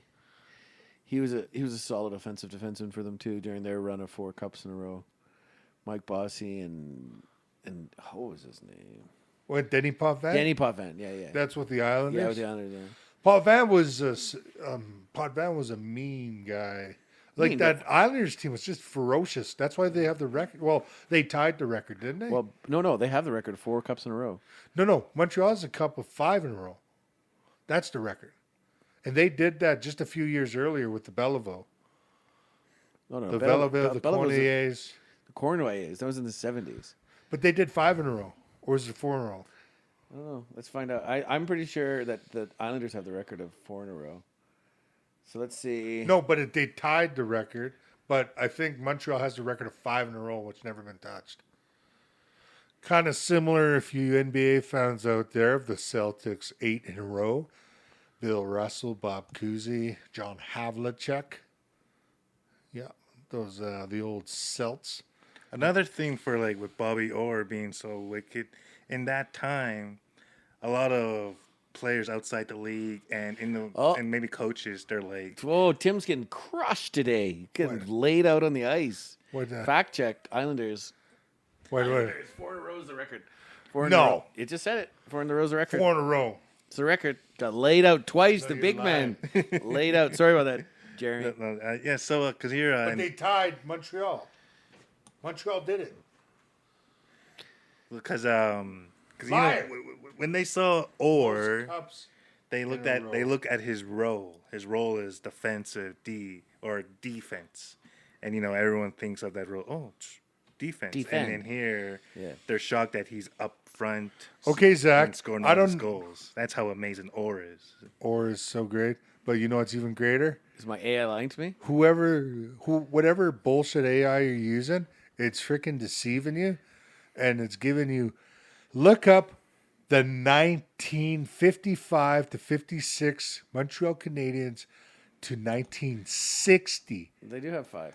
So why would it say they won 5? From So they won 66? 5, they won 4, then the Islanders won 4, and then Toronto won 3. So I got laid out. So I got laid out. So the lesson here is I got don't laid listen to AI. Listen to Daddy here. Let him tell you. You got right one time. Hey, Nate. Hey, I spent years digging deep to find the stuff for you guys and the listeners. But I thought you were arguably, gonna say what's to the find better? AI. I was What's the better preparing record for this though? podcast. What's the better record? For the 30 Islanders, years. The Islanders or that Montreal team? Because that Montreal team had an unfair advantage because they had a regional player acquisition, so they had rights to everybody who was born in Quebec. So the league couldn't get those players, so they hoarded all these French Canadian players. And then the Islanders won it in the 80s. So that was like the hockey was way different than the 56 to 60. You're right, it was the John Belleville era. But they won 5 in a row. And how many less teams were in the league at that time? It doesn't matter. It does matter. It's Your the time your you're playing. ads drastically go up. It's the time you're playing in, because not only that, they had to go against Gordie Howe. They had to go against Bobby Hall. I don't know. Bobby Hall didn't play in that era, did he? No. No, he didn't. They had was to in go the 60s, against. They had to go against the legendary Hextalls. They had to go against the legendary, Hextall? Bathgates of the New York Rangers. There's no Hextall. No, Ron Hextall's uncles and grandfathers. They were like leading scorers of the NHL back in the day. Oh, okay. Hextall is royalty. Royalty. Royalty. He is King Ralph royalty. Wicked movie, by the Yeah, way. but that's what I mean. Like, you're playing against legendary teams. You're playing against like the Bill Mosienkos of Chicago. You know, you're playing against the Bathgates. Stan Mikita. Yeah, you're playing against Rangers. Like, these guys weren't like there's in the, what do you call it? The original 6 era, like right before the expansion era. There was like literally 6 All-Star teams. So it's just like every year you're having an Olympics. No. You're not going 6 to win it All-Star every teams. year against the best of No, the but you have best. a 1 in 6 chance. Like, what's your chance now? A 1 in 6? What's But better? you're Or 1 in playing 32? against like What- killer teams. You're still playing against killer teams even nowadays. Like, look at the difference between like first and last. Like, a lot of times it's like not that big of a discrepancy. parity? The Flames finished 17th last year, and they were 1 point out of a playoff spot. Yeah, because there's parity. parity. Way more parity, and there's just way more talent. And there was also, and it's harder to win a the- cup. It's just harder to win a cup these days Well- versus back in the 50s is what I'm saying. And I argue that the New York Islanders run of 4 is greater than the Canadians run of 5. Well, I'll tell you what. You know why it's harder to win a cup? Because a lot of these players aren't willing to play the way you need to play to win the cup. Ooh. So in the original 6 era, all those guys knew how to win a cup No. because all of them had a chance and a lot of them won a cup. There is something there because there was something there because the Canadian shock troopers, we were the most feared soldiers in World War I and II. The Nazis, everybody feared us. Like we were so feared. The Japanese feared us. They heard about how we treated people in trench warfare. We were the most brutal. We were the most renowned. You needed a job done, you sent the Canadians. Like Vimy Ridge. Yeah, you want to win Vimy Ridge? Passchendaele. You want to win Passchendaele? You send the Canadians. And You then send they those said Indians. that you send some of the, and there are Indians in there too. You send those guys to do that. And then those guys, after they come home from the war, where do they go? To the hockey rink. And then where do they take that? They took that to pro hockey, that mentality. And that's why hockey was so vicious and And during violent. that time, a lot of Indians weren't allowed to leave the reserve, so Unless fortunately, they we couldn't take it to the hockey rink. Unless they disenfranchised and then renounced their citizenship to join the war, which was like an incredible testament to their level of honor, how they would forego their rights, their treaty rights, just to fight in the war, and then sometimes come back to disgrace. Someone was telling me about their uncle who was my buddy Alex, who was staying here. He's telling me his uncle did that. Came home, That the and then they demoted him. Yeah, they demoted him so they didn't have to pay him a captain's pension, and then they just like dogged him after that. They like demoted. It was just really sad. And I told Alex, like, you're alive. Unfortunately, He's it still faced some happens. crazy things. It still happens. There's a lot of A disrespect. buddy of mine had to battle them for years just to get his pension from. Yeah, the it's Canadian it's Armed pretty Forces, ugly. unfortunately. Yeah, and like that's not the great look Canadian Armed Forces CAF. You guys should do a better job of honoring the real heroes. We like to like to think of ourselves as this proud nation of military history. Well, then we should treat our military veterans better. Yes. All of them across the board, and especially we should give a special level of consideration and credit to those who do renounce their treaty rights in that time to join the military to fight in the war. Donate to your local legions. Yes, donate to your local legions. Yes. We should definitely do a podcast in the legion. You know what? This is an hour-long period. This is And I this is didn't awesome. Update myself. You didn't even update us. You told us you were saying a lot's been going on this last month. It was your birthday. You're updating us. You're on your way. And then I crushed your AI. No, that was way later. That was like 20 Folded your minutes AI later. like a cheap. No. Folded them. I think four near guy. Wait, this doesn't sound right. The Montreal Canadiens have won five in Sure, a row. okay, they've won then five. They won Technically- 4 in a row. so and then technically- the Islanders tied that. technically I got laid out, but you got rocked too. You were saying I got rocked. Yeah, but you got rocked too. You It looked was like the Phantom Rock. no, you got You hit hit too. me It thinking was like you one got of those the best like, of me, but big you guys. injured yourself Yeah. and missed the next game. Yeah, I don't miss the next game, but I'm definitely nursing one. I'm nursing an injury now, for sure. Yeah, I I definitely. just Peter Forsberg'd you, You did reverse hit, and your ankle's broken. But I think I think I'm not on the IR because four is harder to win in What the 80s AI are than you 5 is using? harder to win in the 50s. Tell me what AI are you using? Brave.com. What the hell is Brave.com? They're really good for protecting your online data. Okay, anyways, we're And gonna shitty AI. update us some more. Update us some more. What else you got to say? Let's get on with this period here. Okay. Come on, Conrad. The sponsorship of this next. We haven't even got even to the If you intermission want yet. your shitty AI, You gotta- go to whatever this guy Brave.com. is. You got to end your update so we can go into we can hit the buzzer. It's going good. Okay, hit the buzzer, fuck. First, Intermission. So who's the first intermission brought to us by Perm? You get to pick. From all the things you heard so AI. far, you get to fucking pick. go Tim Daddy AI. How about that burger place we just Fancy induced burgers. Get induced by a syringe full of golden liquid. Not heroin. It's cheese. It's not suggestive at all. You should see their AI video. God, that looked horrible. And the little logo of the guy, the little mascot logo of. Yeah. He's got dripping cheese from his hand from just jagging. Oh my god. Oh my god. But I gotta admit, the prices are competitive. The taste and the burgers are pretty good. They're probably just as good as, if you want to get those smash burgers on, the Red Mile or anywhere else, because some places charge up to $18. Here you can get an $18 combo with a nice smash burger, and you can get a little bit of cheese whiz injection. Hot cheese injection. Cheese. You get that Ched injection. All right, so Perm picks Fancy Induced Burger Co. All right, there it is. That's our sponsor for our Even though they're unofficial not, sponsor. legally, we have to say they're not our official sponsors. they don't know anything about this, and they don't know that we're even there this evening Yet. engaging in the liquids. They don't know that. So here we are using But their name, One thing I'll say, advertising to our 6 friends out there. I would say you got to have props and respect to any restaurant that still uses plastic straws. Well, it is Fancy Induced Burger Co. They're a franchise. If you like burgers, try them out. Also brought to you by There's only one microplastics in your body. from plastic straws. All right, let's hit the horn. And Period mo- 2. and Here we go. Straws in your nose. Not in your nose.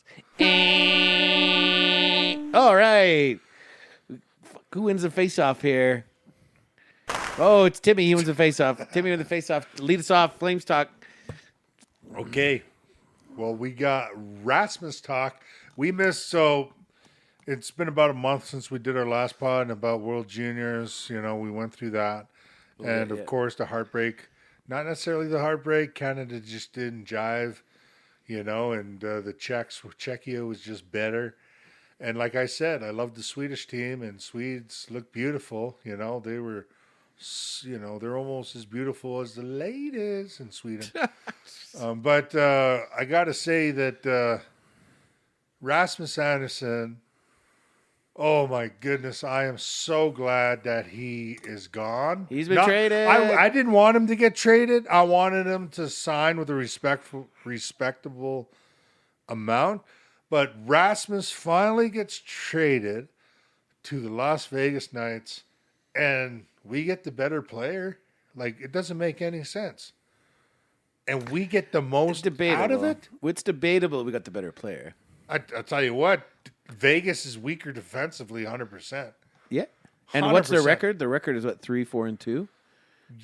Yeah. It's not about, Or 4. regular I think it's season. 4-5-2 or something. Yeah, it's about Like, it's just, I'm just Well, basically let's see saying. them go 4-5-2 in the freaking playoffs. No, I just mean like they just paid a big price for Rasmus Andersson, Yes, unsigned, quotation marks. He's going to sign with them in the he's gonna offseason. sign But arguably, he hasn't done much to move the needle for them. And I think it speaks to what you're saying, Tim. Like, White Cloud is the better defenseman. And this goes to what Jeremy was talking about earlier with Bobby Orr and the transcendence and the change of the defenseman position to an offensive player. White Cloud is the throwback. He is a legit defensive defenseman who is a warrior, a captain, a leader. And he does the old school slap shot too. Old school slap shot. And he brings a lot of he brings a lot of intangibles to your team. Oh my goodness! And like smartest guy on the ice. Like Jeremy, what's your assessment defensively between White Cloud and Rasmus? I guess not Raz. White Cloud, it's maybe more skating. Probably has more edge work and all that. He's not moves afraid, really beautifully. Yeah, Yeah. smooth. and not afraid to like at least go in a rush and whatnot. And Rasmus, I think he's like patient. I think he thinks too much. He's thinking, trying to he's overworking. overreacting or Yeah, doing too much. doing too much. That's what I think. And like Zack Whitecloud, he plays the game simplified, and he plays it solid positionally, and his quick decisions are just off the charts. Off the charts. Defensively. Yeah, I agree with you. And I agree with you. He's a better skater. But it is offensively. But I think I don't think he joins the rush as well as Rasmus, to tell you the truth. Like, think that's the one thing I think Rasmus does better than White Cloud, and why he commands the price tag he did command is because he is a two-way, thinks offensively. He's looking to join the rush. He's looking to like skate behind net He with is, the puck yeah. and look for a play. Yeah. You know, he's that type of guy to force an issue. He can see an opportunity as an offensive defenseman, I think, better. And I think defensively, he's far less of a player than Whitecloud because his edges aren't good. He's not very good at shutting down fast, agile opponents in his own zone. Well, just positionally. Positionally, being he's able not. to He has to rely on keep block advantage, shots, yeah. and he's not the most naturally talented defender in his own zone. And I want a defender who's going to lock down that side more than contribute offensively, especially when we're looking at a rebuild. And I felt like a lot of Rasmus's offense came against teams that we should have kind of been losing competitively to. Yeah. And he's not scoring against the Colorados, the Edmontons, the big games when we were really trying to get into the playoffs. And he's never scored over 60 points. And you think he's worth the money of what's that kid in Montreal that they just picked up from the Islanders? That's Noah Dobson. Noah Dobson. He got 9.5, was it? Yeah, and Noah Dobson scored almost 70 points one year. So Rasmus is going to want 10 plus million now. No, he's going to want a lot. If he's with Vegas, they'll probably work out like 7 something. 6 or 7 guys are willing to take less to stay in Vegas. Well, because of the no tax thing. Because of the tax, they're still making more than if he was playing in Toronto. I think that's a discussion for another night. But the unbalanced competitive advantages for teams in no state with no tax states. I just think it's a huge advantage for Nashville, for Florida, for Vegas. Like, it's just unfair for the rest of the league. Yep. They should almost pay a penalty.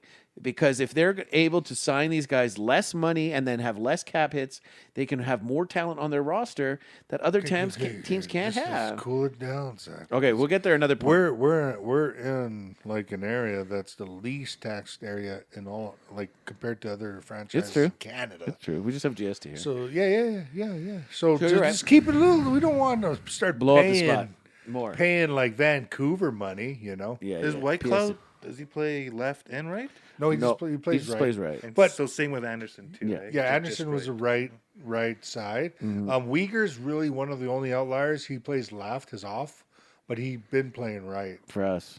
Yeah, Because he was playing left in Florida. When I mean like when he overthinks, that's another thing. He's always partnering up with Uyghur, and he likes to rush up too. yeah.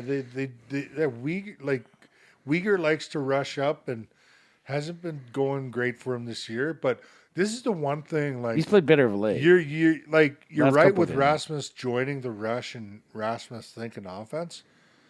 But one thing that shows you that Whitecloud is basically a level higher than Rasmus is that he doesn't need to join a rush to have to lead it, to have an outlet that is tape to tape on a guy full speed going into a rush. That's one thing about Whitecloud is he makes quick decisions and he has a solid first pass out of the zone. Yeah. And once the puck's in the zone, it's just as fast going out, going the other way, and he doesn't even have to lead the rush. He plays it simple and he plays it smart. Effectively, yeah. And actually Flames actually became a better transition team with Whitecloud in that first pass. That's debatable And because two, we're still in the he's bottom teaching of the these league. guys. Well, hey, he's not going to make a team gold overnight, No. but hey, we're better than the Oilers. We won 3 out of 4 with them. Yeah, we're dominating them. Where's the Oilers now? Where are you guys? 'Cause we got rid of Markstrom. Where is this McDaddy guy? He's there. Honestly, it's just I think they're exhausted from Doinks. 2 long seasons previously, and then the Excuses. change. No, it's a lot of hockey, man. Well, let him sit for So the anyways- Olympics and stop being a whiner. Anyways, I think the trade was a home run because it signals that we're ready to rebuild. It paves the way for other players to step up, and we got a haul for them.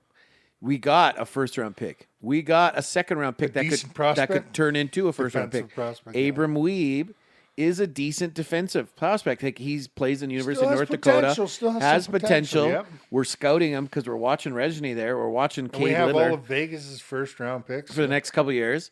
And so we're we're in a good position, and we got Whitecloud, which is worth a lot. Like he's not as worth as much as Anderson because of the offense, but I think he's hope they still don't flip worth. I think he's worth a late first, a couple They of could seconds, flip and a him, prospect. But they will hurt the team more than if they kept them.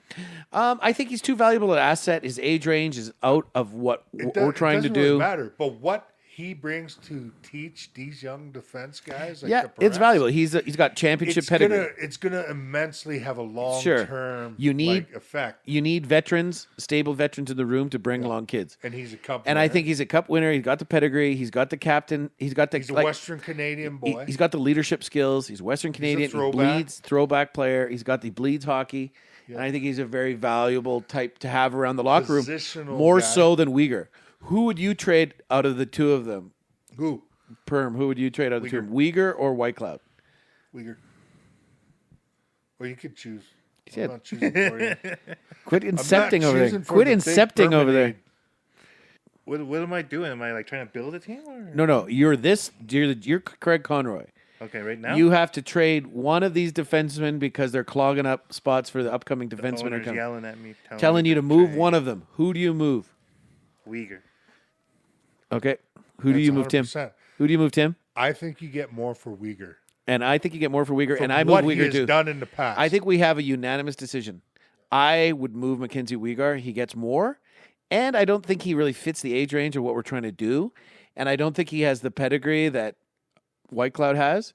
I don't think he's the defender that Whitecloud is. I don't think he's as physical as Whitecloud is, and because of those reasons, that's the kind of guy I want leading our young guys But I'll and tell you protecting this. our young guys. So we're unanimously agreed on Yeah, Uyghur. if I had to choose between the two, but Yeah. I'll tell you like this: I'd rather keep both of them. I know Uyghur's playing an off year, but I'll tell you this: Uyghur is a guy who is probably great with the team, and he's also He's a you pro. know, and also too, he's a guy who loves being in Calgary, and I don't mind his contract. Honestly, his contract's going to be well done when this team's a Sure, competitor. it's like a Rasmus value contract. He's like makes a couple million more than Rasmus made on his last deal, and it is a good value. But that's why I think you can get more for him. You can get more for him, but He's right-handed, plays both sides. He's shown 20-goal ability within the last few years. Like the guy can score. He's got offensive ability. He's not the greatest rusher. He's not a power play quarterback like Raz, but he's a little more competent defensively. He's but good he in has transition. offensive ability, and does. it was like only a couple months ago people were talking about maybe he should be on Team Canada. Yeah. You know, like it's just that it's been such a tough season for the Flames, and nobody's having a great year other than like even Perek was having Cooley? tough until he went to the juniors. Cooley's having a great year, I'd say. Yeah, Cooley and Wolf are basically the outliers. Wolf has he has regressed big time. We And played him. no. Wolf is still good. It's just that He's still good, but he's it's not just this that Vezina the winner in team 5 years plays like a you were little talking bit about. better defensively and allow lesser shots when Cooley's in net. And I don't know what it is. Have you seen the last games? team the Flames are slacks. out shooting. The Flames are out shooting, but the problem with the Flames is this is just can you get the save on a high danger chance? I remember John Cooper came in with the Tampa Bay Lightning a few years ago, and he talked to the media and he said, "Yeah, we had less shots than you guys, but I liked our chances more than your chances." Yeah. And that's what I think too. You know, you can have 40 shots a game if they're all from the perimeter. Who gives a shit? It's just filling up the stat chart. I'd rather have 15 shots all from high danger chances because that means I'm shooting from a lot closer in, and I probably got way better odds at scoring than you do hoping a pinball gets through. Personally, that's how I think. And I think, you know, the Flames, we are limiting shots. We're good at that. It's just some of the chatter was we played him too much early on, and it's kind of messed with his head. Aren't the Flames like third in penalty kill? We're- Third best penalty since kill? December, we're top. Isn't that insane? No, We're like but we're like the worst, like second worst scoring. that's team. it exactly. So we can't score. And look But at the we're great Oilers. defensively. Oilers can score and not great defensively, and who's probably going to the Stanley Cup final again? The Oilers. They got a Well, power play. I don't know. It's They have the best power play in the league. I know. They do. They have statistically the best power play in the league. How good was their power play against the Flames? 2 goals. 2 goals out of 3 chances. Every time goals, they take a yeah, penalty, yeah. every time they take a penalty, I'm worried. I was so mad at Coronado because we were up 2. How many penalties did we take that game? I think we took 3 or 4. Oh, Not we even. took like 6. No, we took like 3 or 4. We took like 6, bro. We shut them down. No, like, we didn't. Like rabid dogs. No way. We only shut them down 1 time. We shut them down. No, I remember Draisaitl scored 2 on the power play. He scored that really cheeky one, short side. Because he's better than McDavid. He's a better finisher. Better at everything. I disagree. We're not. This is not Edmonton Better Oilers than talk. everything. We always get into these See, disagreements. like that's Jeremy. why McDavid. Everybody knows how to cover like Flames know how to get. Hey, this is how you shut down McDavid. Just watch the Flames do it and show a master class. We don't know what to do with we don't know what to do with Draisaitl. We've been against this guy for over a decade. We can't stop this guy. No one can stop this guy. This guy is like unbelievable. We're not listening to your political bandwagoning for Draisaitl. You know how I feel. Watch Germany. Draisaitl has. He's not doing Watch anything. Germany win the bronze medal. Yeah, right. And the No Olympics. way. Watch No Germany. way. Watch Germany way. just No take way. over. No Watch way. Timmy Stutzla on the left side of Draisaitl. No. Just run the show. No. Single-handedly. One against defenseman. Teams like Sweden. One and defenseman, Finland. 2 forwards, and no goalie. Oh yeah, you're going far in the Olympics with that. Yeah. Just watch Germany make it. I'll bet you money.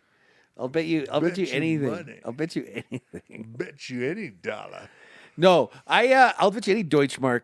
I just about those Deutsch bags. I don't think they're going very far. Anyways, I think the Flames are sadly stuck in a place where you just don't have offensive talent.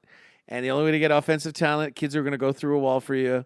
You know, the Celebrinis, the Bedards, the Crosbys. Like, you get them at the top of the draft. Canada's not going to gold medal game this year. I think so. You said that earlier. I think they are. No, they're J-Ro, not. J-Ro and I No. think they are. And And that's why you guys should bet against them. no. Because these guys are using shitty AI to tell them, what history is in hockey when they should be listening to me. Flames, they retained, did they? Yeah, they retained on Asmus. So They have 1 more retention slot. So more retention. Anderson's getting paid like $2 million from Vegas and $2 million from Calgary. Yeah. It's pretty. So his cap hit's So- only $2 million. So you think he'll get the $4 million, so $2 million raise? So he'll be getting $7 million a year. No way. This is his last big kick at the can. He's going to want probably 9. well. No. Apparently Boston If he said goes 7, Boston was going to sign him for 8 something. But they don't want him making more than like Charlie Coyle. But he'd be willing. I think he'd be willing to take like around 7.5 for 8 years. Long. Calgary offered him like 8.75, almost 9. Yeah, but he's going to be making more, playing in Vegas because it's like less tax. Last time. Yeah, but it's still like Calgary offered him a big And big 2, deal. it's Vegas, bro. Yeah, that's what it's he not wants. Alberta. He wants Vegas. Like And he's going to sign in the offseason. sometimes I have dreams where I'm walking in. Honestly, Vegas. I hope he signs to Vegas for like a big deal, $10 million per year, and they're stuck in cap hell for a long time, and they get really Here it comes. trapped because Yeah, we have their he first doesn't round like pick this Vegas. year. Well, I don't want them to win because we have their first round pick this year and next year. So you want them to do bad. You want some injury bugs to kind of get in there you and just tank. don't like Vegas.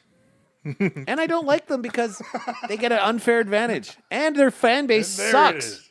Their fan base sucks. Joe and I went to Vegas the year after they won the cup, and like we were outside at the watch party, and there was like 30 people outside the stadium, like at Calgary and Edmonton, like in Toronto, in Vancouver. Like, it's What month was it? It's a wild house. It was May. It was playoff hockey. It was the first round against Dallas. Like, because it's Vegas, man. It's like, hey, bro, just wait. So I like the deal. I think we got a good amount for him. Yeah. White Cloud, I think. Beautiful. Beautiful deal. I think White Cloud is such a good deal. asset that 1,000 either you times over. trade him or you trade Uyghur, and that makes the Anderson trade look even better. So I think we're on our way. We just got to make a couple more trades. Jeremy, okay, out of the remaining guys, Coleman, Kadri, and Uyghur or White Cloud, who do you move? Kadri. Kadri, eh? We got too many centers. You think so? We got too many centers? Well, I don't think we have two. Okay, we have Backlund and Frost. That's it. Frost, Kadri, Yeah, Sharon Gowitz rotates, Zari rotates. He can't win a draw. Like, say, imagine the team's all healthy. You have Hanzik, And then he also He's a winger, they too. tried Pospisil in center. They've tried all these guys at center, but they can't stick. No. And that's why I don't think it's a problem of us having too many centers. I just think his value is high as it is because there's not much center depth to acquire for the playoffs. So a team is going to pay more for him at his age. We'd have to eat some money, which I would do. But yeah, I'd get rid of Kadri because then that would really force us to kind of dig deep and we'd probably lose even more games because that's what I want. I want that top 3 of that draft pretty bad. I believe 100% Kadri's game move after the Olympic break. Okay. I don't think we're catching Vancouver. Vancouver just knows how to just be really cheap. It's very obvious what they're doing. There's no reason why they should get number 1. They should be banned. From getting number 1 Because they burnt out their city in 2012. like how do you become in 2 years? How do you become the best team in the division to the worst team in the whole conference? Yeah. It doesn't make any sense. And then okay, we'll trade away JT, we'll trade away this guy, in the end, you kept the wrong guys. Your goalie's gone. Demko is injured. He's going for surgery and he's out. Hip. And No, it's his knee. The knee? He has this weird knee problem. yeah. It's just this weird injury that makes his life horrible. Might be his hip, but How the hell is that's what his Vancouver knee was before. so bad? It's because they're intentionally losing. They're intentionally losing, so that should disqualify them from even winning anything because they don't deserve nothing. And Pedersen's leaving. that's why I that think team- Pedersen's leaving. But he has a huge contract, But though. that Huge, team- and it's going to take a lot to move him. Vancouver will never win a cup in our lifetimes because I honestly, I could care less. they They burnt down their city. don't They don't deserve it. know how to manage a team, and when they think we need to suck, they trade away their best players. When they want to be good, and then all of a sudden they suck. Okay, then let's just suck. And so that's why they'll never win because they're going to always have these players who just don't give a crap, they don't give a crap. They just want to get paid and then wait till they get traded to a better place. It's going to become a purgatory like it's always been. Pavel Bure is always going to want to go to Florida. Bertuzzi's going to find better pastures in Detroit and Calgary. You're always going to have the Trevor Lindens going to the New York Islanders in the end and having a better time. You're always going to have players that want to go somewhere else when you're in Vancouver because nobody likes Vancouver. Vancouver people don't even like Vancouver. Nobody likes Vancouver. It's not true. It's a cosmopolitan city. It's a top level city, but they are I tell you, if a they're very in the schizophrenic hockey be team. better. They're a schizophrenic hockey team. You can say, in season, have you ever seen a Dr. Jekyll and Mr. Hyde team like this? At the beginning of the year, they were thinking they were going to have a tough time signing Quinn, but they were going to compete. They went how far in the playoffs the year before? You know what I mean? After their rebuild, they were looking good. JT Miller kind of screwed things up. And then from a team that was poised to make a noise in the playoffs to now fighting for worst in the rapping? league, it was wild. Poised to make some noise. Poised to make some noise. To show Getting the mad. poise. Getting mad at all them girls and boys in Vancouver burning that city down. Like a burnt-ass liver. How do you think Anderson will do in Sweden? Oh, yeah, go to the Olympics. That's a good He transition. was the only, was he the only guy representing Calgary? Yeah. Oh, No, Pospisil. Pospisil, too. So we had two. Pospisil, Yeah. eh? Oh, I love Pospisil. Yeah, he's It's gonna come so back. great to have him back on the team. Yeah, and he looks to be a little better coached. He looks to be a little better, What do you mean? more aware of when to pick his spots and not just be so reckless out there and take No, he bad needs to be penalties. reckless. He took bad penalties though. I don't care. He's a dummy. I don't know. I don't care. But he I was want him to the go out only. there. He was the only element we had that defenders, when you knew he was on the ice and you had the puck behind your net, you'd look out for him because he would run you. And I like that quality. Make defenders scared. I love that. again. Yeah. I love that. What was that one hit he did on the Kraken guy? Was it Vince Dunn? Done. Was that the guy he checked from behind? But he just held the puck for overly long. Pospisil's I'm going to skate over there. I'm coming. And he's just holding it. And it's okay, I'm Pospisil. Hulk smash. And that's complete 100 dumbness from Vince Dunn. He done. Yeah, and I'll tell you what, Pospisil, I would love to have a team of Pospicils. I remember playing, and I remember when we had a guy like Possible playing on our team, you wanted him on your line. You're just like, when I go out there, like I know we're gonna get the puck because guys are just gonna give it up. They're just gonna freaking just throw it away because they don't want to get their head freaking knocked off their keister, eh? I'd like to see Czech Republic or Slovakia. I'd like to see them like do better in the Olympics. I still think it's the usual suspects. I think honestly, it might be real soon, bro. Don't start saying that now. I think the Swedes, honestly, I think they're Canada might finish bronze sixth. medal. They just like their Aren't they defense injured? is okay. They have some injuries, like Leo Carlson isn't there. Jonas, They got their Vamelka, who's the goalie, best goalie in hockey, like, statistically. They're all band-aids. They got Vamelka. They got Pospisil. Are you talking about? You're talking about Slovakia. They got Pasternak. You're talking. That's Czech Republic. I'm talking about Czech Republic. Possible still plays for the We're talking about Slovaks. Sweden. And he was asking about Sweden and Rasmus. Pospisil is Czech. You're We're just- still on second period. We're right? still second period. We're Talking about the second period. Flames. What's going on? No, we're Zaki going to Stu. Olympics. Yeah, we were going to transition. We're going to take the Olympic talk to the overtime What's third period? podium. We got a podium. Yeah, I think Rasmus. Rasmus. He has an okay Olympics. I think Sweden is looking at a bronze medal.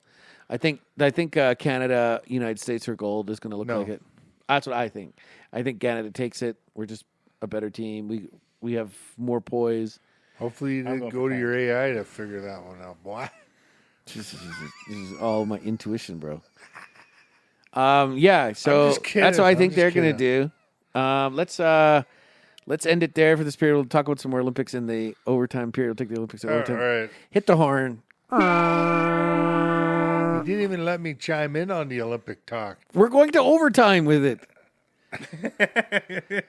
Okay, who's our sponsor? You could tell us our sponsor. Who's the sponsor for second period? Second intermission. Our sponsor. What was that AI you're using? Brave. Brave.com. Rave? Brave.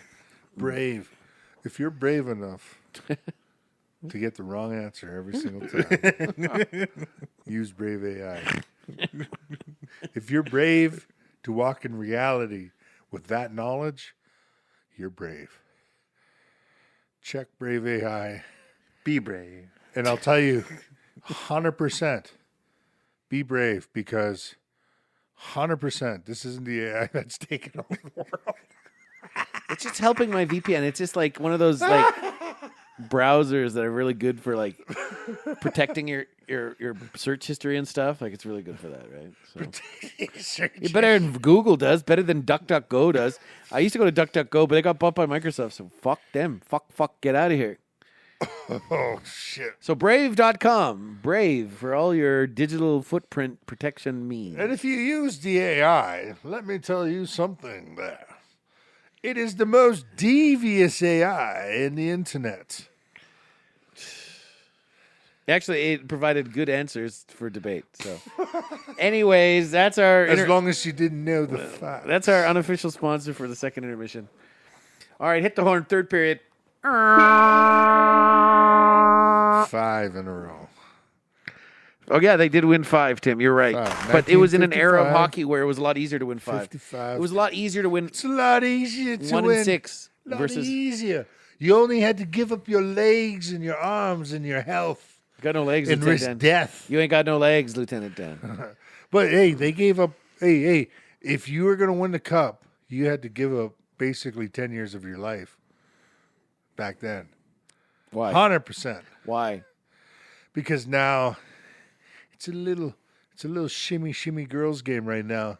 You know what I mean? Well, Not being sexist, just being real. it's you know? definitely a skill game. They've taken a lot of the toughness out of the league, and guys like Tom Wilson have become like these dirty kind of agitators. Well, Tom Wilson's become soft, man. Well, it's because the league, they're suspended. You lose that much money. What was his last suspension? He was suspended for like 20-something games. They're trying to make Pospisil You lose like, soft, what is that, like a bro. quarter of your salary? It's $1 million like- out the window? That'll change your mind real quick. Hey. There was a day and time where they didn't care about what they're making.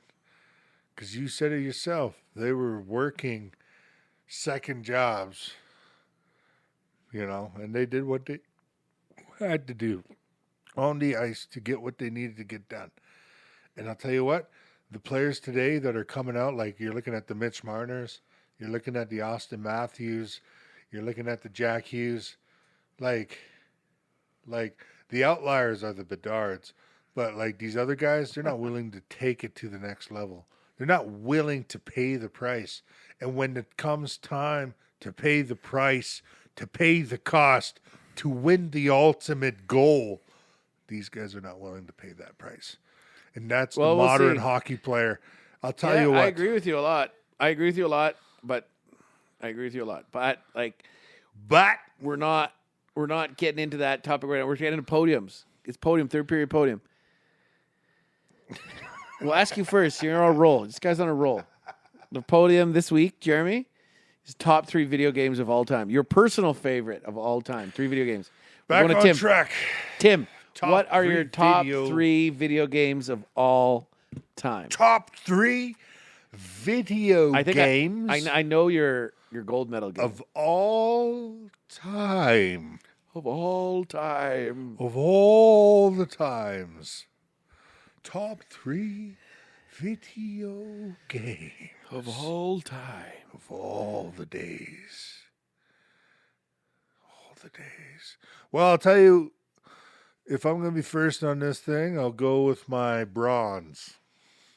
My bronze will be Assassin's Creed Odyssey. Ooh. A game that I could live many lives in. A game where apparently I'm Greek. A game where I'm a Spartan. But not those boy lover Spartans. I'm a warrior Spartan. Not the historical Spartan. A video game Spartan. But one who searches out the cults and the ones who run and make decisions in the world. You know, basically eliminate them one by one. You know, Assassin's Creed Odyssey is a good game.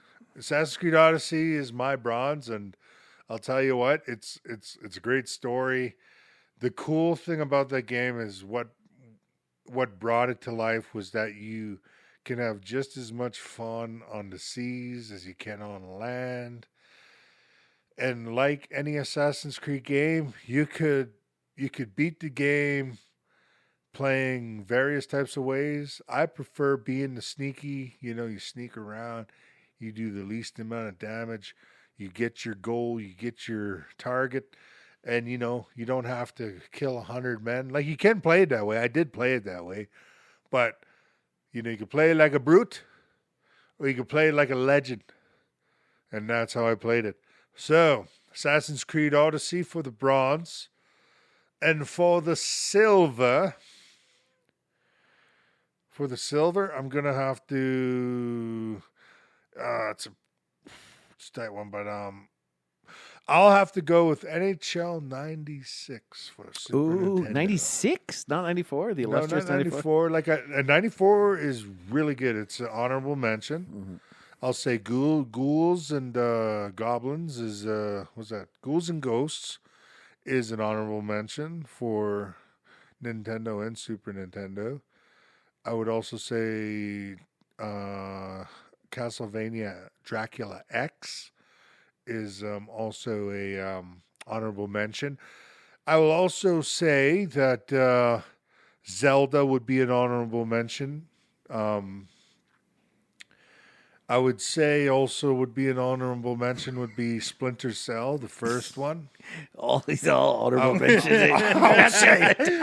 I would say Top 100 for this guy. I would say the Xbox Wolfenstein was an honorable mention.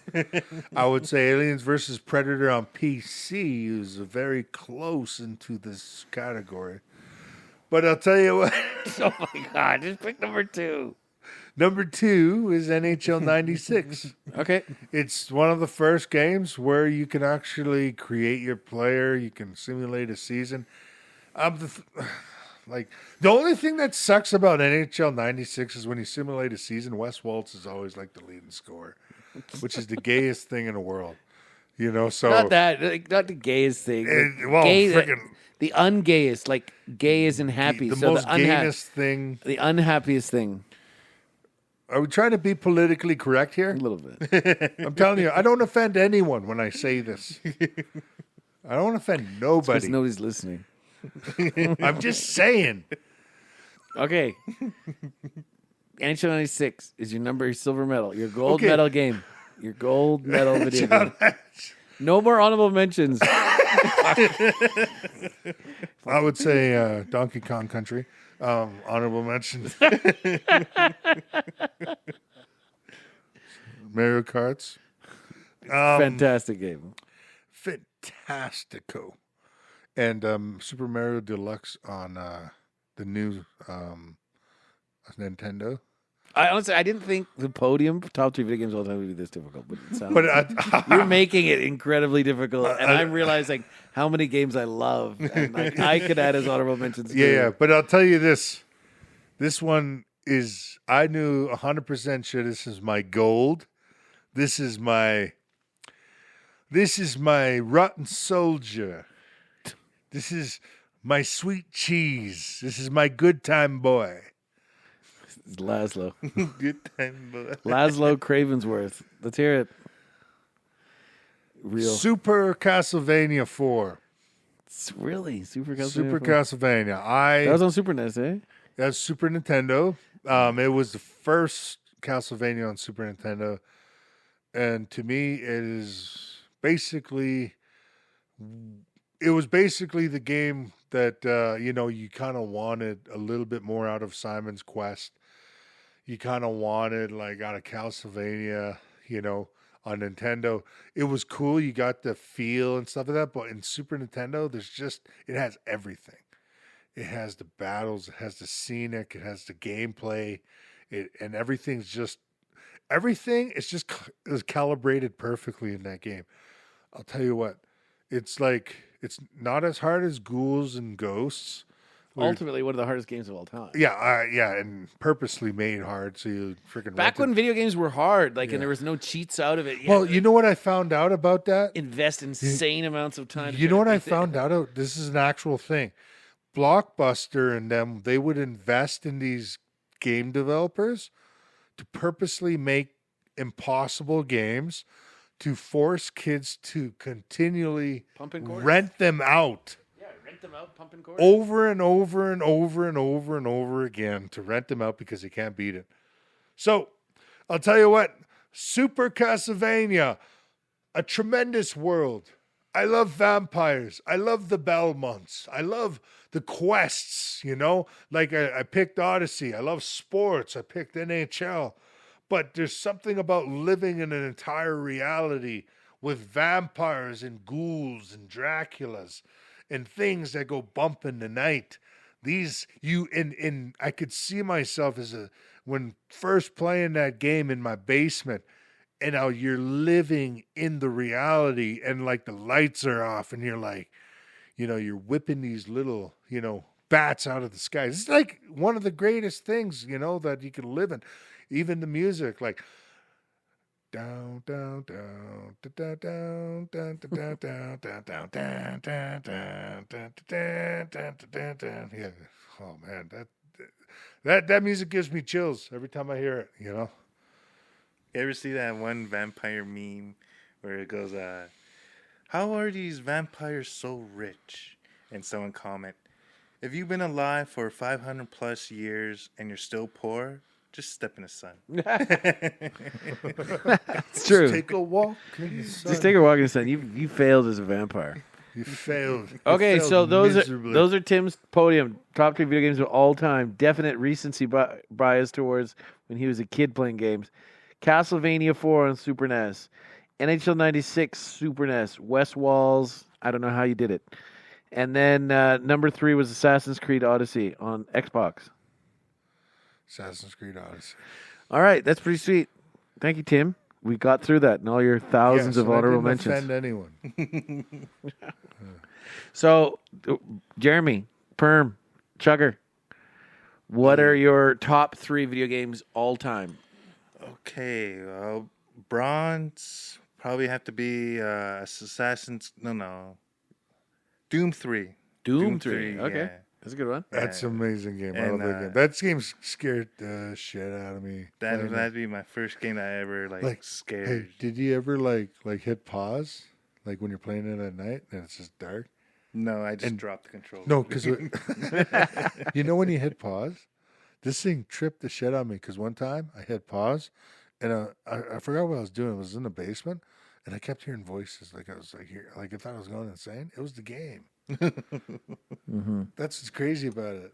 It's like crazy, but that's an amazing game. Yeah, Doom 3, and then Silver would be the Ezio storylines, Assassin's Creed, which will be like the first one, then Assassin's Creed 2, Assassin's Creed Brotherhood. Is this a multiple? And, I'm giving him a pass because you had 100 honorable mentions. He gets a pass. He gets the whole Assassin's Creed franchise. 100 honorable mentions. There was a lot, maybe 1,000. because this is a second single player campaign storyline that continues. Oh, it just continues. That continued from Okay. And then I didn't even mention Max Payne, the original on PC, bro. And then for gold would have to be from Rockstar, and it came out on Xbox and PlayStation. Would be a video game based on the movie The Warriors. Oh, That's a really good game. It's really fun. I always go to it. That's your goal. Well, that was on Xbox One? Xbox. The first Xbox and Xbox. PlayStation 2 or 3. Yeah, based on the movie. okay. And the storyline on single player, it's prequel on how the Warriors were formed and whatnot. And then it goes into the movies. You're playing the movie scenes and whatnot, and it's so fun. Rockstar made it. So, what's your favorite game right now? My favorite game right now, I guess you have to say Marvel Rivals. Don't say fucking Marvel Rivals. Yeah, Marvel. I'm a big Marvel fan, and it's a hero shooter game. But I don't know. I just love Marvel. Every time I want to game out with you guys and see you guys playing Marvel Rivals, I'm like, well, screw this. I'm just going to watch a movie. Right now with Marvel Rivals, it's kind of stressful right now. Holy crap. I tried playing it. I gave it an honest try. When you play, we're playing ranked mode now. And when you play ranked, there's a ban phase where you can ban characters and whatnot. And then this happened to me just a couple days ago. We're in the game and we're in the ban phase.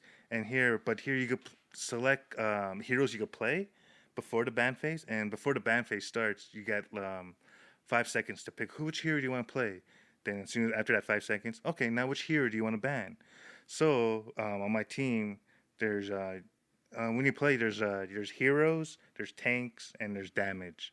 And then my teammates, they picked 2 heroes, and they were higher levels. They were higher level in the ranked. And then our teammate he banned our healers.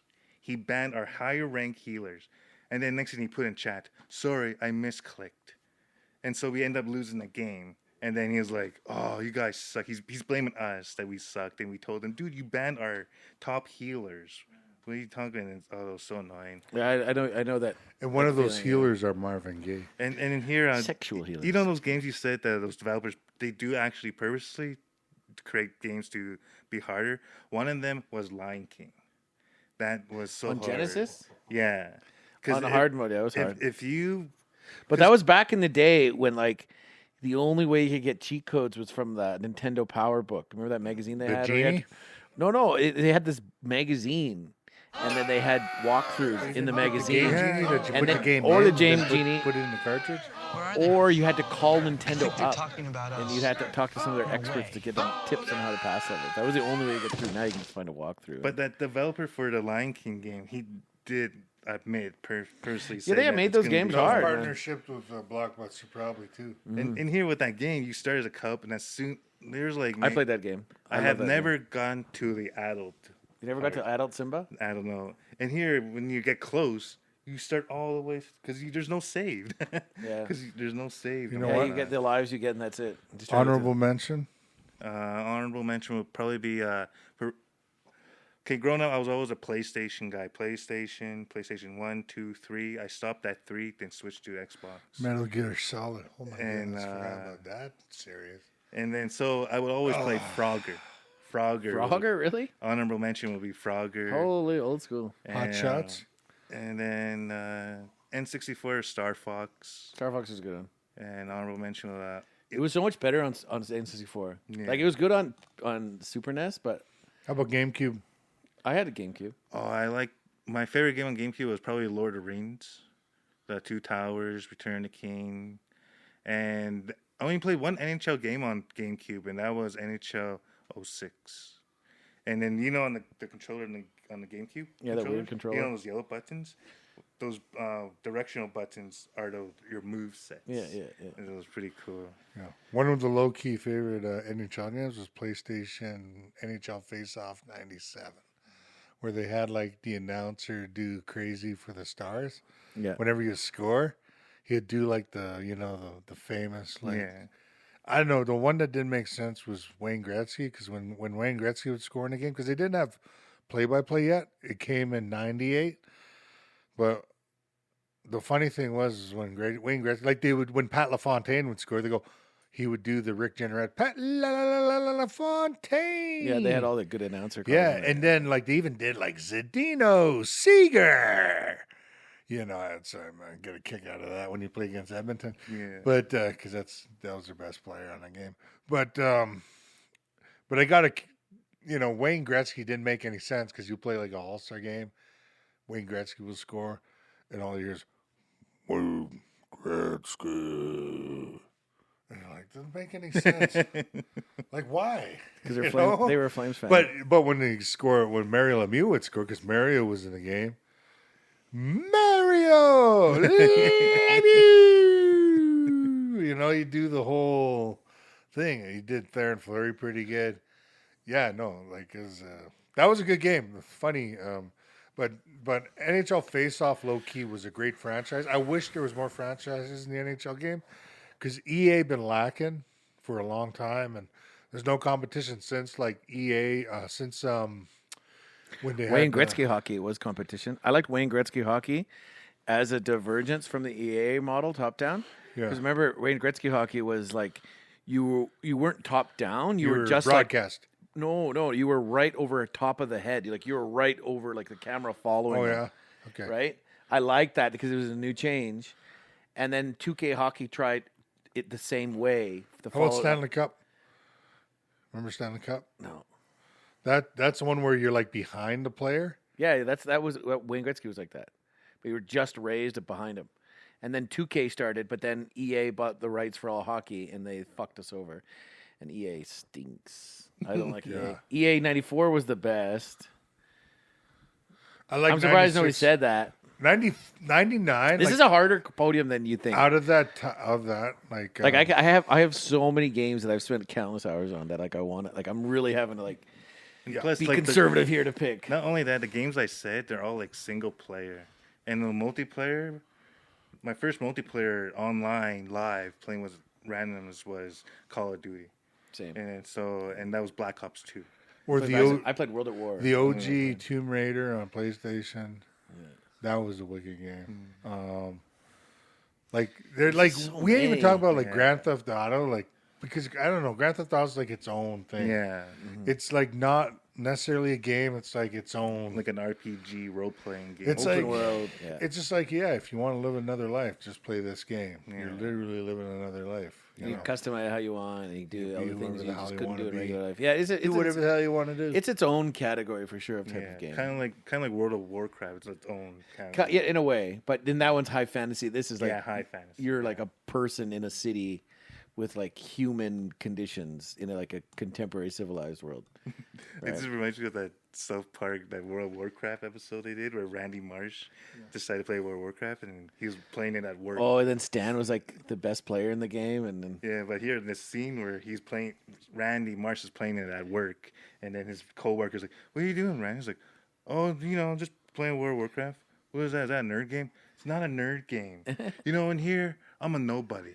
But here, I'm an elf. And the background music just goes real epic and whatnot, explaining his background story about this character. You know what's cool? I love South Park. I haven't played that Stick of Truth, but I hear that's a fun game. A game that really helps with my OCD and I could spend hours on and literally achieve nothing was Prison Architect, where you actually design this entire prison from scratch. You basically create the roads, you create the whole prison system, the cells, you create your max, you create your visitation areas, you create everything, and then you have to activate it to see if it actually works. Yeah. And I remember the first time I played it, I was like, "This is the greatest prison ever." And when I activated, all the prisoners, they just went to have lunch. And the first lunch, they all just walked out the front door and were free. I'm like, "What did I do?" I like those types of games. Though. I played SimCity. I liked that one that you owned an airline and you bought planes and you had different routes throughout the world. I like that one. And then I like those types of games. And then my cousin had one, Dungeon Creator. It's like you created this dungeon in a layer of hell and you tortured all these different things. You had to build these dungeons that kept people going and kept souls and you torture them. It was pretty neat. I like those types of games. Is that kind of like roller coaster type Yeah. thing? Kind of? Yeah, a game like And now there's a Jurassic World thing. Jurassic World. There was a Sim Island one. I remember Sim had an island, so you had to build this island with infrastructure, and you had to ensure that you were sustainable and you're synergistic with the island and nature, or that you didn't want to have a pollution balance. Yeah, there's some. I like those types of things. They are meditative for sure. Nice. Well, those are mine. Okay. So yours were you like Doom 3, your Assassin's Creed, the Enzo stuff, and then the Warriors. Yeah. Enzo story. Enzo story. Yeah, and then the Warriors. I got to check that one. I never played that one. But that's a cool pull, Perm. There was some good stuff there. Mine, I am dying trying to make this. I'm going to say my number 3 game of all time. Oh God, which ones do I pick? It's got to be Bond. James Bond GoldenEye. 64? On the 64 with my homies, ordering pizza, and then you put a piece of cardboard in the middle. You're playing multiplayer, no radar. Screen peek. You can't screen peek. We took it we loved it. I played that so Put much. the drapes over you. Oh, man, it was so good. Yeah. I played a lot. Before LAN. Oh, man. It was. Well, land existed, but we weren't rich enough to have 2 TVs in one. No, none of us. Yeah, we were doing LAN parties. No, but it was pretty epic gaming at that time, even though the graphics were horrible. But I look back at it now, how do we ever play? Well, this? even but you make do with what you have because it set a new standard, so it was transcendental for you, right? It's imagination. When I played Super Mario Karts, I tried playing it. I collect Super Nintendo, I collect Sega, and I collect and I also repair them. It was kind of like a hobby during the pandemic. I just kind of went back to, but the crazy thing is I went back to playing those games. The one game that never changed since I was a kid was Zelda. I literally spent weeks just trying to solve that shit. And I remember one time, in 2010, I was just you know what? It's kind of getting a little boring,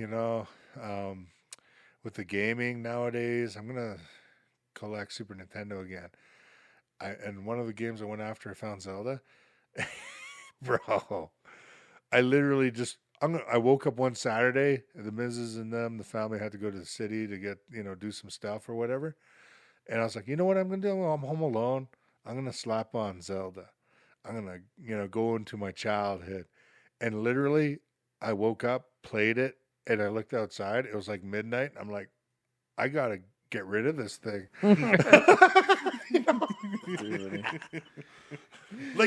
Literally that fast.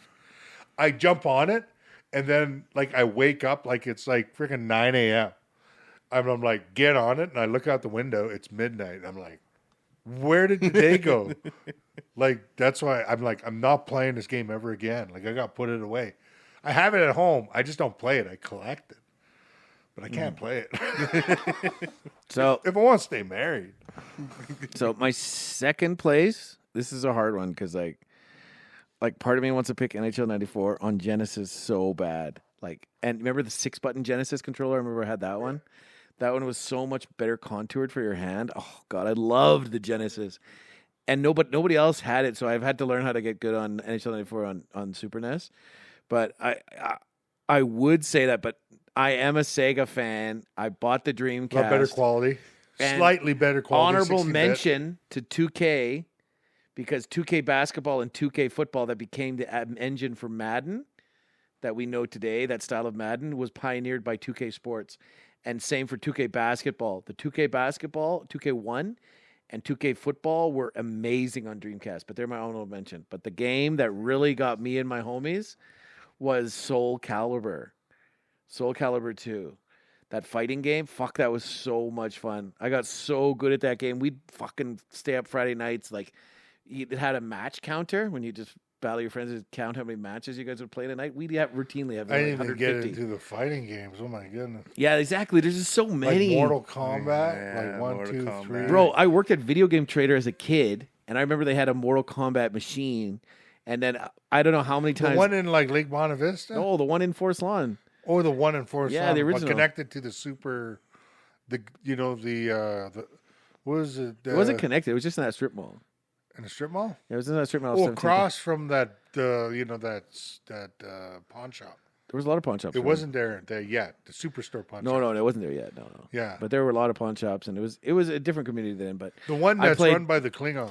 and you know what else they had there? Oh, okay. They had the Atari Jaguar. Do you remember the Atari Jaguar Oh yeah, the Jaguar was a console. console that Atari Yeah. tried to come out with Yeah. when PlayStation came out with They were PlayStation trying to make a 1. comeback from the They were. 1980s Yeah. Atari. Yeah. And you know what? One of the games they had on there was Alien vs Predator, and it was the first time you could play from the Predator's point of view. You cloaked, you had the arm cannon, you had the disc, the spear. Fuck, that was cool. That was a good one, but that's not one of my favorites. Like second has got to be Soul Calibur 2. I spent so much time playing it, and I'm forgoing like the NHL, EA Sports, the fucking 2Ks. Like, some really artistic games like Evo the Dolphin on Sega Dreamcast was insane cool. It was so like imagine open world ocean world 3D. Bro. It was so cool. Talking about this shit, I know it just is so. I didn't even. I know we didn't get to a lot. I but- forgot about like. There's a game on my gold podium that's better than Castlevania 4. bro. But I'll leave it. I'll leave it. Bro, I'm not even getting into sports games. I'm not even getting into like fantasy. I'm not even getting into like the Disney series on Genesis, like Aladdin was a Yeah, fucking yeah. fantastic game. Earthworm Jim, Yeah. Battletoads. I'm not getting into any of these games. Battletoads, yeah. I'm not even getting into Mario Karts or Mario Party. Or any Mario. Like we haven't got any Mario's. Mario 3, like Mario 2 even was so good. Like Yeah. I like Mario Sunshine. there's so I said many amazing Super Mario games. Deluxe. That was. I'm not even getting into Zeldas. Sneaky good game. Tears of the Kingdom or the new Zelda. yeah. Like these Zeldas are incredible. Like I'm not even getting into these. We're not even getting into like the what is it, Oblivion or Elder Scrolls, like those games. Oh like my goodness! we're like that's what I'm saying. We're leaving so much This out. doesn't deserve 3. So we Well, have it to. has to be a genre. You have to pick a genre like sport games, like Ken Griffey Jr. That was a good one too, and that forgot one only about Ken lasted 2 Griffey. years. All those years. That was the best baseball That was game. one game you put like a whole summer into just playing Ken Griffey and having tournaments. You know, it's like shoot, man. Yeah. For some racing games. Racing games, exactly. Remember the first Tecmo GTO or Bowl. Gran Turismo? The first Gran Turismo was fucking like legendary. So I'm gonna Now pick we're a third, talking my racing top games, oh my game God. of all time. I'm not even picking my Final Fantasies. Love Final Fantasy, and I loved StarCraft and World of Warcraft. Like no Warcraft 2. Like I love those RTS games. My number one all time favorite game is a game you guys probably don't remember, but it was on Super NES and it was called EVO. Do you remember that game? Yeah, so you start as a fish and then you eat other fish and you get points to evolve certain traits. I never got into that game. And then you evolve into a reptile, and then you go on land and you evolve into a reptile, and then you get traits, and then you evolve into a mammal, and then you try to evolve into a human. And then you confront the person who made the world, like this big alien thing, and you like fight it and defeat it because it's trying to control you. But I love that game so much. It was so cool. Actually, I think copies of that game are like, it's like collector's item. It's like hundreds of dollars. EVO. Yeah, EVO. Yeah. So that's my favorite game.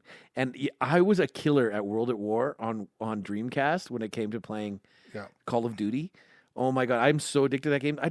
We'd have 4 or 5 people playing in a room, and nobody likes to play duel because it cuts the screen in half and it sucks. So we'd have to wait like 40 minutes to get around, and we'd do this all night. And I remember there were times people would go to sleep, and I'd wait up all night playing because I could just keep going.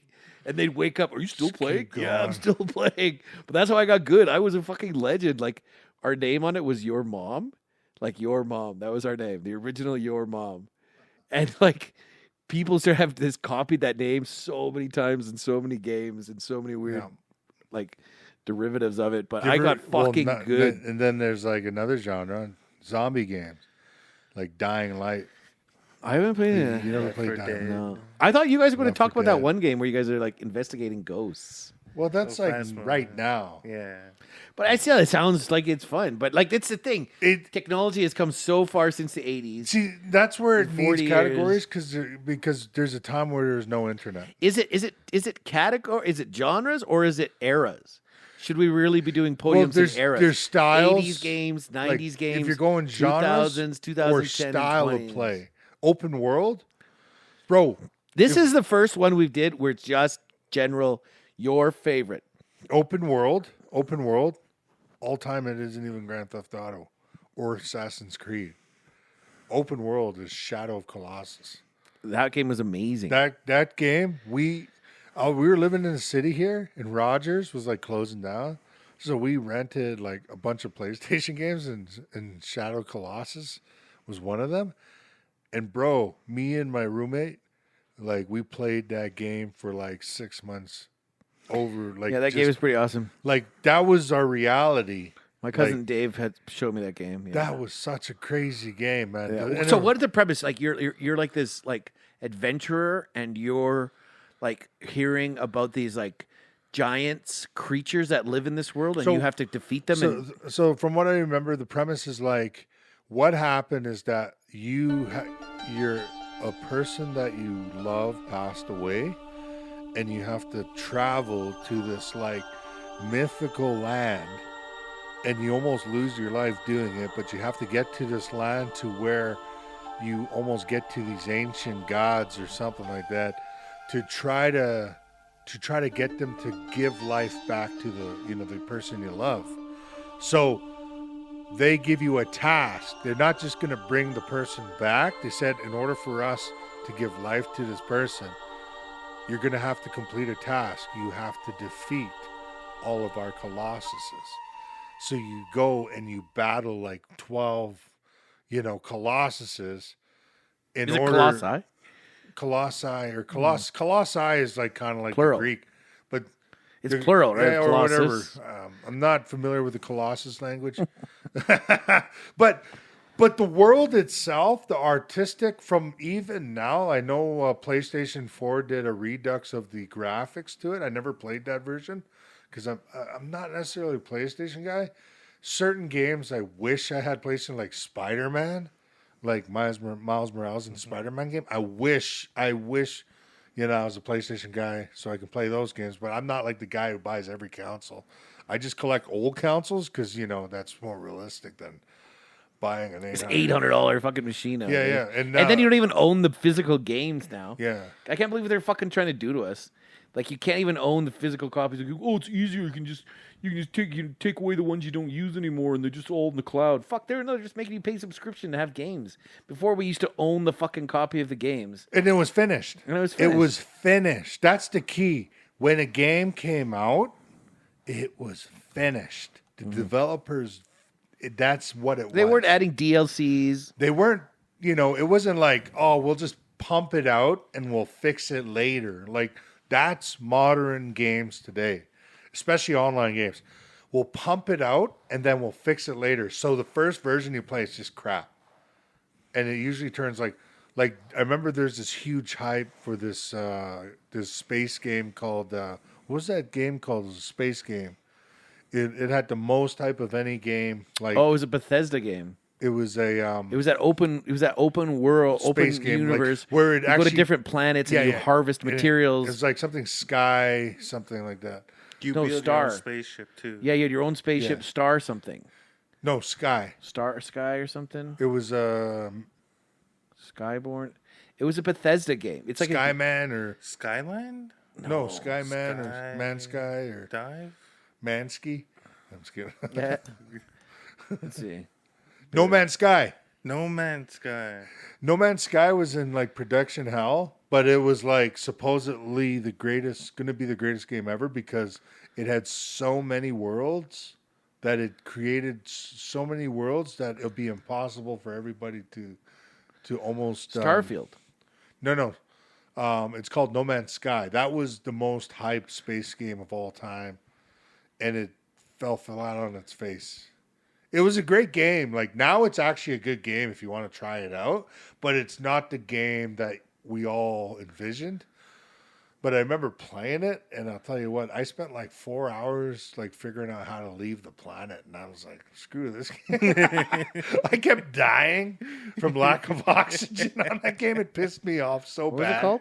Sky? No Man's Sky. No Man's Sky.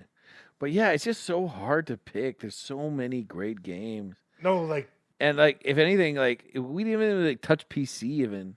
even What's that one game like Dragon? we could go platform. What was it called? It's a huge game that was on like PS4, like Dragons Born or Dragons Blood, Dragons Bane, Dragons World, Dragons Lore, or something like that.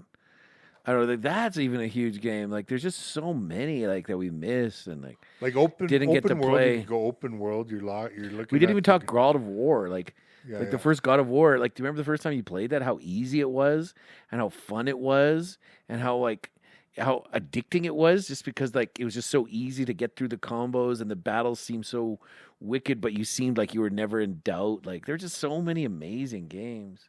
There is, and even still on Super Nintendo, like there was like now. You Oh, can Hello get- Games, No Man's Sky, Hello Yeah. Games.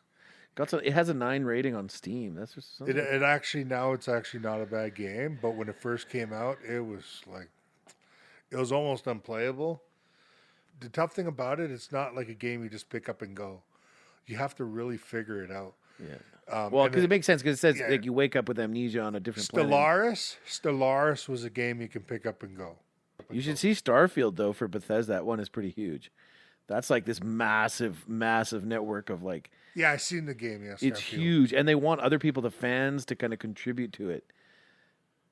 Like, But it's like even the games huge. we play, like that's actually like almost like what you would call that. That would be like a team online team game, kind of like what Jason was. You need kind of an online game, eh? Where you need like a group of guys to play together. So we play Phasmophobia right now, and it's like Yeah, I thought you guys were gonna talk it's a about- ghost hunter game, and you have to figure out what ghost is before you die. And it's the graphics are not like out of this world, but it's good enough to where sometimes it's just dark anyway. So most of the time, sometimes it's just like it's so dark you don't even know what reality is and what isn't. And sometimes you get a little confused. And sometimes the ghosts. The cool thing about the game is the ghosts in the game they're completely random. They're not predictable. It's completely random what they do. And that's what makes the game so unpredictable, is because the ghosts you don't know what they're going to do. It's a fun game. But like games similar to that would be Dragon Age is the one I was thinking about earlier. Yeah. Dragon Age. There's just so many amazing There's a games. rare Super Nintendo game that was like almost like mythological, but I got my hand. I seen an original copy, but I wasn't willing to dole out $500 for it. But I got the emulator cartridge, Demon's Crest, and it's actually one of the craziest Super Nintendo games I have ever played. There are a lot of good ones on Super Nintendo. They weren't even talking about. Like, I didn't even talk about Mega Man X. Oh man, Mega Man. That's another one, bro. Mega Like- Man. like- Freaking Shinobi on Sega Genesis. Oh Remember Shinobi? yes, Ninja Gaiden. Ninja Gaiden, Ninja Gaiden, yeah. Final Fight. Final Fight, yeah, Street Tekken, Fighter. Oh my Tekken, goodness. yeah. They were talking about fighting games. There's just so much. Like, it's just so hard to say. Like, I can recall like playing Street Fighter 2 with my friends and like still being able to kick kids' ass today. Like, I'll find Even these kids. WWE games too. Yeah, do you remember the first Royal WWF Rumble, game? Royal Rumble? WrestleMania. Oh, those are sick. Oh, Remember the man. WCW one that came out for Super E NES? Yeah. That one was good too. WrestleMania on Super Nintendo too. WrestleMania was like crazy graphics because they actually used photo graphics from the actual guys. So That was a many. good one. Just so many games. Yeah. Like it's just crazy. Like Mortal Kombat, we didn't even talk about. Like the first Mortal Kombat, we didn't even talk about. Like what that did. Well, Because even remember, like- Mortal Kombat was so neat because they filmed actual actors, So we're going into. and then they had them as the representatives in the game. So you see these like Yeah. do you remember Lord of the Rings from the 70s? They filmed that Yeah. weird animation where they had actual actors, Yeah. and they juxtaposed them against like an animated background. So it was like this neat blend of actor and animation. And it was like Mortal Kombat, Who right? Framed Roger Rabbit? Who Framed Roger Rabbit? That was a good game too. Yep. I love was that a good game. Yeah, I almost forgot that was even a game. That was a good Who Framed game. Roger Rabbit? Yeah. That was a good game. yeah. What else? There's so many. Do you remember Terminator. Pilot Wings? That was a good Oh one. man. Do you remember that one game too, where it was like it was a side scroller, but you were like different you were different planes, like different warplanes, like Yeah. fighter planes, and you could like customize planes or buy better planes, and you were like doing all Yeah. these like side scroll. Like those were fucking good too, man. And you know, like really old, like Super Mario fighting Donkey Kong going up, like Pac-Man. Oh, yeah, Those yeah. kind of versions. Oh, those original, And- those geez, yeah. And then you got Galaga and all. Oh yeah, those. Galaga, 1942. Or was it 1942 or was it 1918 or Midway or something like that? That where you're the bomber and you're dropping and you're like fighting out in the Midway, Yeah. fighting all those planes. I remember that was an arcade game. Yeah, that was an wasn't arcade game. Oh, do you Ninja remember Turtles. Afterburner it? Yeah. in the arcade? Fuck, that was awesome. Afterburner. What else was another arcade game that was big? I was a poor kid. We used to go to the plaza downtown. Me too. Yeah. And the old Dollar Theater. And we Oh, yeah, used to me The go too. in. Simpsons game. Arcade. That one was I've watched Yeah. videos of this guy. He like they test games and see how much of quarter munchers they are. What games they can like. Yeah. And Simpsons was a big quarter muncher, but I played that one a lot. Yeah. Ninja Turtles, Teenage Yeah. Ninja Turtles. Yeah, was a Turtles big in Time. Yeah, Turtles in They Time. brought that to Super NES. I actually have the cartridge, the original. one. Oh, nice. Yeah. We should all, the three of us, we should go on a weekend. We should go to Video Game Trader, check them out. Bro, it's tough for me to do that because then I become freaking obsessive over it. Like, that's why I can't collect hockey cards, bro. Like, in the pandemic, I went back to, like, I did it in 2013 when we had the lockout, the semi-lockout. And then I went back to it in 2020 when we went into the lockdowns, and bro, the amount of money that I have spent on hockey cards in that summer, bro, I don't even know if I even made that amount of money in the summer. Like, it's insane, bro. Like, and I collected like so many freaking, like, who was I collecting then? Freaking cards are absolutely worthless now. But because in 2013 I was collecting Sven Berchi, Bear Chief. and then 2020 Valimaki. Oh, yeah, you so. I had every Yusuf Valimaki auto card and freaking everything, bro. Like, it's bad. It's bad. I literally would burn those cards in a fire rather than sell them on eBay. I'd make more money doing it that way. It seems like you just need someone else to kind of like keep you intellectually like honest from just getting so obsessive. Because I would never let you buy that many Yuso Valimaki cards. No, I'll just Never. do it on my own when you're not around. I'll just be Okay. like, oh, no. I'm going to go buy some more Yuso Look at some Valimaki. Valimakis.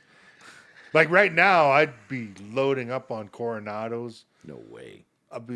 Maybe Waste a year or time. 2 years ago, I'd loaded up on the Coronados when Waste it was of time. But Celebrini. frick, I'd be spending $150 right now on like Would you Dustin spend? Wolf's. Would you spend 10,000 on a Macklin Celebrini? No. I might. That's not my range, bro. I know. It's not my range. Like what I would do, but this is how I got the Wayne Gretzky auto, and this is how I got like all my most expensive cards, like the Jack Eichel Young Guns auto, and then I also got my other one. Oh, frick! I had some pretty sick cards that I ended up selling on eBay, but this is how I do it. I'll just go buy old boxes. And just try to get whatever. Yeah, that's what I do. But the thing is, the boxes with the really popular The cards, hobbies. You have to get the hobbies to get the. like the cup. You have to risk Upper it, Deck. bro. The cup is the big one. But it's tough because there's like what 7 cards in the whole deck, and you're spending like maybe $1,300 on a good rookie class. Not even that. You're probably spending like 17 to 2,000 on a good rookie class for a tin. And that's where I think That's like, for 7 cards, that's, bro. That's why I think it's better just to buy the The Macklin. risk is insane. But that's why I think it's collecting better just hockey. to buy the card early of the stud. Like we get in now, we pitch in on a Macklin Celebrini right now. You got Maple Leaf Sports just down the road here. Yeah, we can go check them out, but we're not going to get a deal from there. No, I remember the last time I bought a card there is I bought the one hits. I forgot what they're called, clear cut, and they only sold them in one, and you were promised an auto, whatever it is. It was either going to be an extreme rare superstar or an auto rookie, and or a legend. Eh? Guess who I got? Guess who it was $112 to buy this one card, this box. It was a huge risk. And I told Buddy, I'm taking a risk, man. I'm addicted to this shit. Guess what player I pulled from that shit? Lemieux. Anderson Dolan. Ooh. From Calgary, Alberta. Yeah, it's a huge risk. It's gambling for Oh, sure. bro. If I sold that card, it'd probably be worse, like probably $4, you know. Yeah. No, more than that. But Yeah, maybe because it's like it's because it's a rare. it's already card in, it's already in like class. its own like clear Yeah. cut case. Yeah. But bro, man, I wasted so much, and now that's what the whole card industry went towards. What sucks, they went to that high expensive, less cards, higher expense. Where the cool thing back in the day is you could buy hobby boxes. Like I think SP Authentic is still like one of the best boxes to get, bang for your buck. Still a risk, but I'll tell you, SP Authentic is where I made my money. And guys collect. Oh, there's so many guys who collected, so it's not hard to sell those cards. Future Watch rookies, auto number, parallels. But yeah, I'm gonna stop talking about that shit because I'm just. We've obviously been obviously struck a nerve here with the video games and collectibles. Sounds like this was a really good podium. Anyways, to go back over our podium, I like Bond on 64. I liked Soul Calibur 2 on Dreamcast, and then I liked Evio on Super NES. Perm, you liked Doom 3. You liked the Assassin's Creed, and then you liked the Warriors on PS1 or PS2. Xbox. And then you were a Assassin's Creed Odyssey. Yeah. And then your silver medal is who was it? NHL 96. NHL 96 because you could sim and you could customize. I remember that year, and that was the Ray Red and Brian Berard year. And then your number one was Castlevania 4 Yeah. on Super NES. Okay. But the best version for the Super Nintendo hockey games was the last one. That was NHL 99. That was the best version. Okay.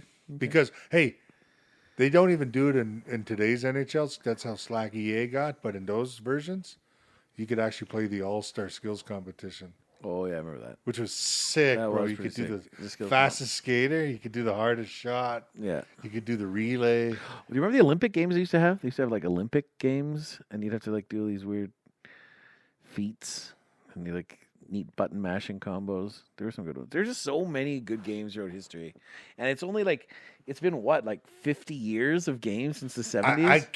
I put a lot of hours in Sydney. Was it 2002? Yeah, I put a lot in the Lillehammer. Summer Olympics, Sydney? Yeah. Where you're freaking mashing on 100. Right. 100 meter dash. Yeah. And then when you're swimming, you're just like, you're just killing your controller. Destroying it, Oh yeah. my goodness. Those are controller Is killers. the very first game Pong? Was Pong the very first game? I think so. Was it? Yeah, it was Pong and then Frogger, Pac-Man. There was a wiener, a worm, a worm game. Wasn't there a worm game where you had to run away from worms that were just... When you really look at Pong, it's pretty much just tennis. And then when you think, Ping pong. It's like what Yeah. it's called. Ping pong, basically. Yeah. And then, all these Karens always say, oh, these violence are based on video games. But really, video games are just based on the real world. In some cases. And also video games, just like heavy metal music, they serve as like a release for a lot of these feelings. Yeah. But like anything, like too much of anything is bad for you. Too much video games is bad for you. You become too sedentary. like you retract from the physical world, and like Well, there's it's a this- dangerous thing. You could use it as a therapeutic aspect depending on what you're going through too. Sure, like There's actually a study that was done with Tetris. I could be wrong. fantastic. Maybe game. ask Brave, but there's the one where actually they found that if a kid goes through a traumatic experience, immediately if you get that kid to like play like Tetris, it's actually reduces the effect of the traumatic experience effect will be reduced by almost like 70%. Wow. Because I it'll believe almost it. take their mind like subjectively away from that situation. It makes sense because like I'm really know what I'm really good at. It's like a flight. You know, like what I'm response. really good at. I'm really good at like focusing to something with my eyes, but doing something that doesn't require much brain power. But then I can listen and process. Like I'm really good at talking to my mom that way. Like if my eyes are focused on something like low impact, and then I can like hear her. I almost listen better that way when my.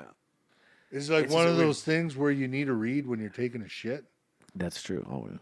You like read better and then retain it better when you're taking a shit. Kinda.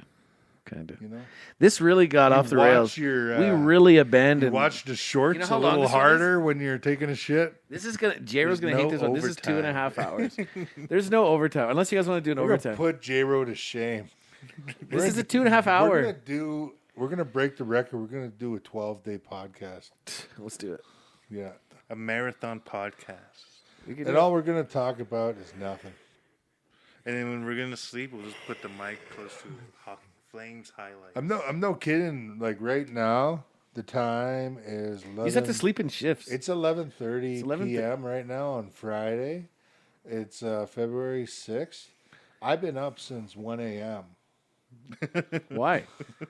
I had to go to Children's Hospital. I thought my kid was coming down with something serious, but Oh, is he okay? she's doing okay right now. good.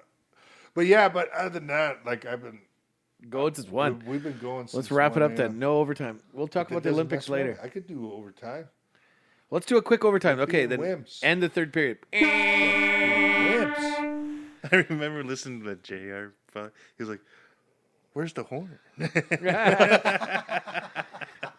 So we're Where's the who's horn? the sponsor of the He's like, intermission? that's the effects of Hollywood. Who's the sponsor of the intermission? We got Hollywood here. It's I- gonna EA. add it in I'm gonna pick later. EA Sports because even though it's in the Oh, my game, goodness. even though it's in the game, I think they're crooks. They're still sponsors. I spend a lot of my time getting good at it. those games. Or GameStop. Put some time into your games. Every NHL I play, I get good at. I abandon because I don't buy the new one, and they don't change it. They just expect you to buy the new one for $80, and it's ridiculous. And like I just won't do it. I'm not going to. I'm not going to pay them any more money for the same game. No. I'm going to pay them money every year because there's no other hockey game. I'm There gonna is buy last this year's shit. hockey game. I'm going to buy this shit and I'm going to play this shit out of it because I want to be a GM of a hockey team. Not just any GM. I want to make, I want to trade all my second round to 7th round. I'll trade all of those right up until 2032 to get like nothing but first rounds so I can draft whoever I want. To get And the even McKenna's if I don't landed get new first overall, I'll trade I'll trade 5 first rounders of that year for 1 first overall. That's how I roll, and that's how I win. signing a free agent and trading him for assets. Yes, do that all the time. I like GMing too. I do enjoy GMing. No, I just trade draft picks, and then I draft them. But what I do is I modify the prospects so I know who to draft. There we go. There you go. I like to I control the game. I really enjoy developing the talents and then like acquiring young players and being a GM. I just enjoy it too. I play a football GM. I've won so many Super Bowls. It's insane. You know what's even crazier? What? I'm a former champion on our fantasy. He's a former champ. I'm a former champ. Yeah, you're former, definitely former. We're all former champs. But I'm going to be the real champ again. You think so? Yeah, I'm going to be the real champ. So EA Sports is our. It's our. Oh man, Okay, EA. Is our sponsor? Just we'll give you this. Even though Zack has offended you, just don't come at us when we're using your effects.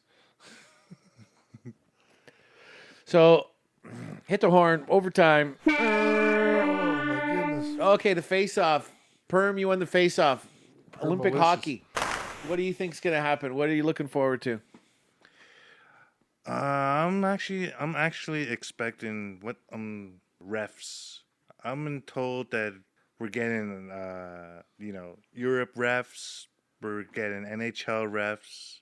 I don't know. I'm getting both sides, so I'm not sure. So I want to see how the hidden goes and whatnot. See how the hidden It's is. double HF. There's not gonna be any hidden.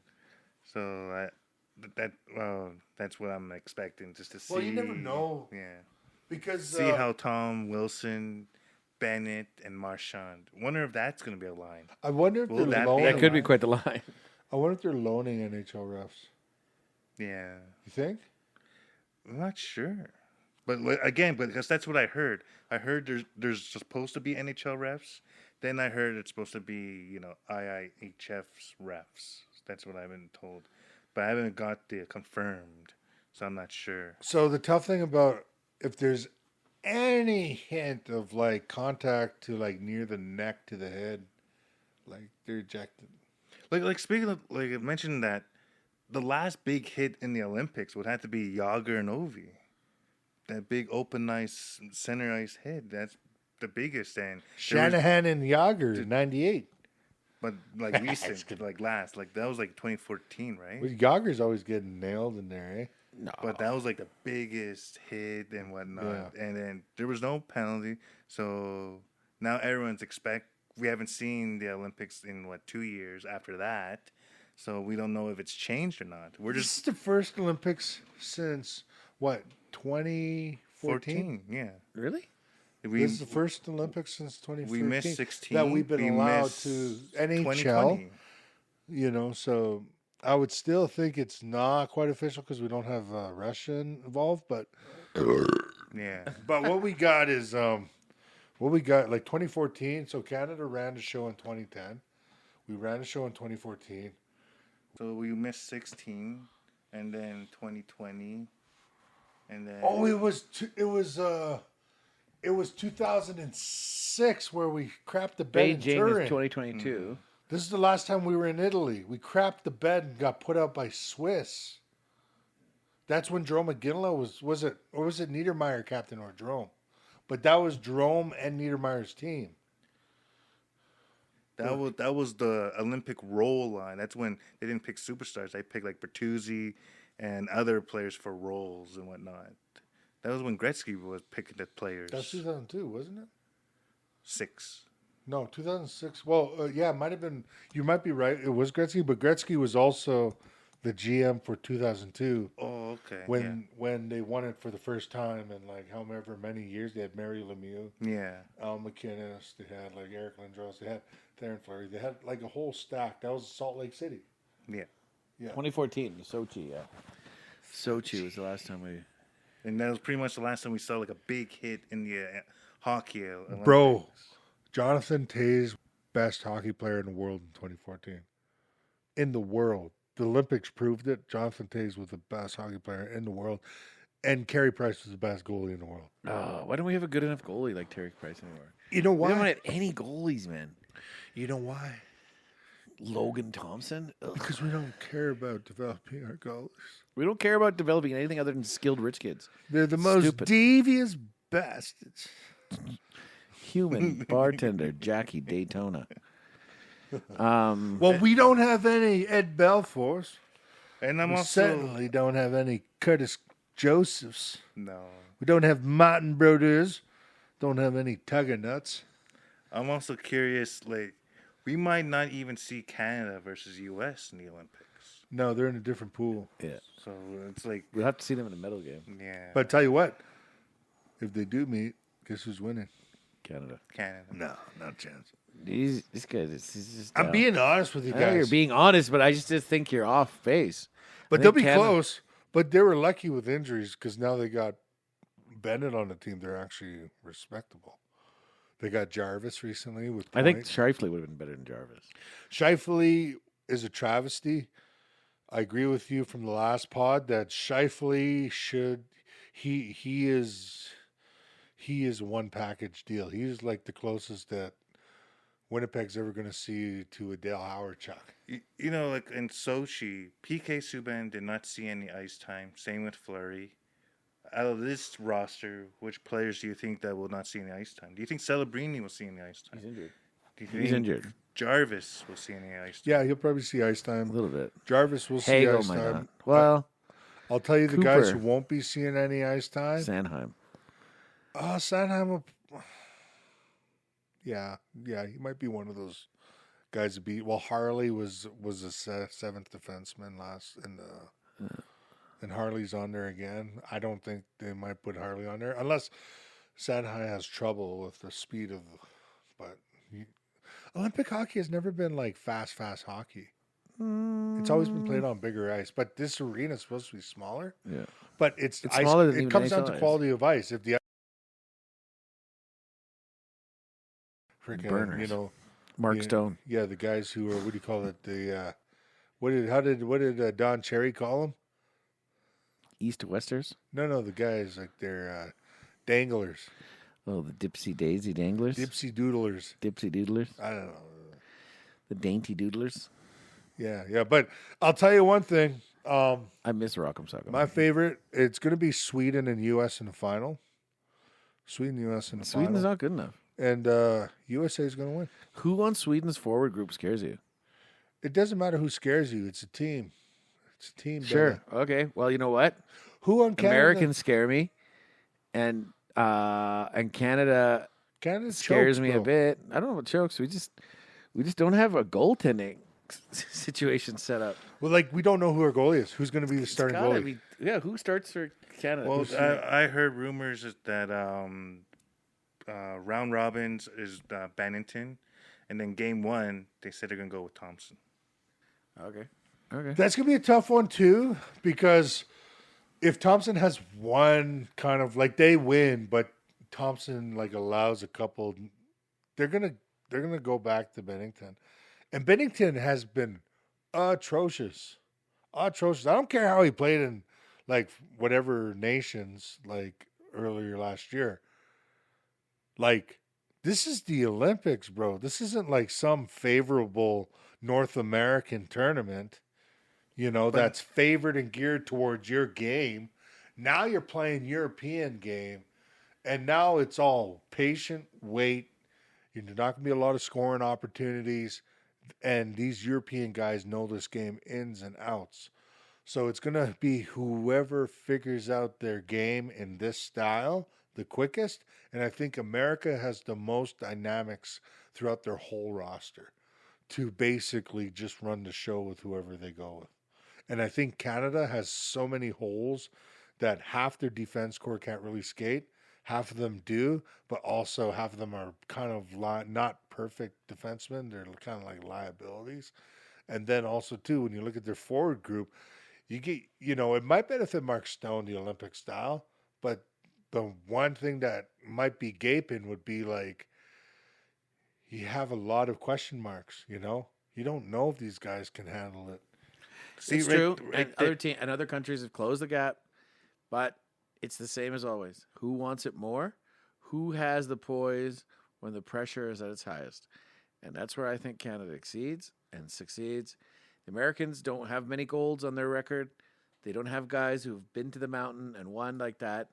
You don't have leaders. You don't have Conn Smythe winners like that. You know what I mean? They don't. We do.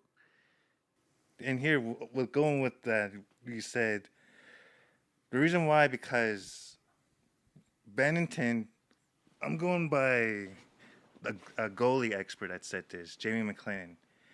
Bennington is good, but the players in St. Louis are not. The people in front of him are not good. But if you put Bennington on a good team, Bennington dominates. And we saw what Bennington could do on a good team. On the Four Nations St. Cup, Louis yeah. is not a good team. So, of course, Bennington's doing bad right now. Much like Dustin Wolf. Bennington has won. Darcy Kemper, he has won. Logan Thompson, he's doing good. Hollebuck, nothing. Ottinger, nothing. They have not won. And they haven't done really good when the big games are needed. And the Olympics are big games are needed. Stanley Cup playoffs are needed. And Hellebuck, Ottinger, they're not really. What does Hellebuck do every playoff? Collapse. Yes. What has Ottinger done since that one round against Calgary? Nothing. Finland's goalie is injured. Swedish goalie injured. So I don't think Sweden, any of those. So I Neither think do I. And I think Sweden, they have Dahlin and they have Rasmus, but they don't have much defense beyond that. And then they don't have they have Kempe, and then they have who else running at Lindholm, Pedersen. Who are you running out there that scares you? Who's that? It's not about being scared. Philip Forsberg. He's a little past his prime.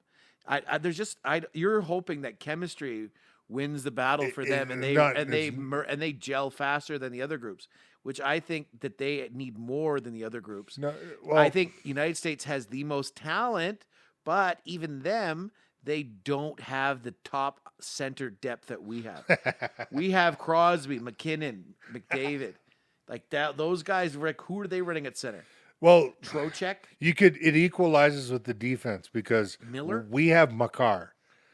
And that's it. That's it. It's the worst selection of defenders. And then you look at Canada's U.S. ever boasted, yeah. U.S. left out the second defensive leading scorer, Cole Hudson, because, why do we need him? Because Werenski has 20 goals right now. Most of Canada's forwards don't even have 20 goals right now. Like Jarvis doesn't have 20 goals. You look at, I don't know. But you look at this, their defenseman is outscoring our forwards. No. It is. Yes. Zack, yes. Because this is what comes down to when you're playing Couple of them. Olympic hockey. Just like what happened in 98, 2002, 2014, 2010. It came down to a line. Came down to players actually getting on fire. It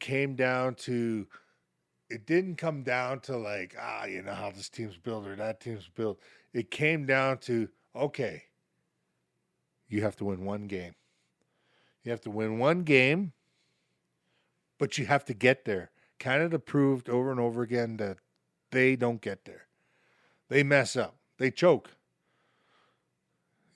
And I'll tell you what, there are guys that play for U.S. that if they get the itch early, it's over. Yeah, I don't know. It's I don't over. Think it's that easy to It's say. over. Once they get on a little heater, it's over. Once Jack Hughes gets on a little heater, it's over.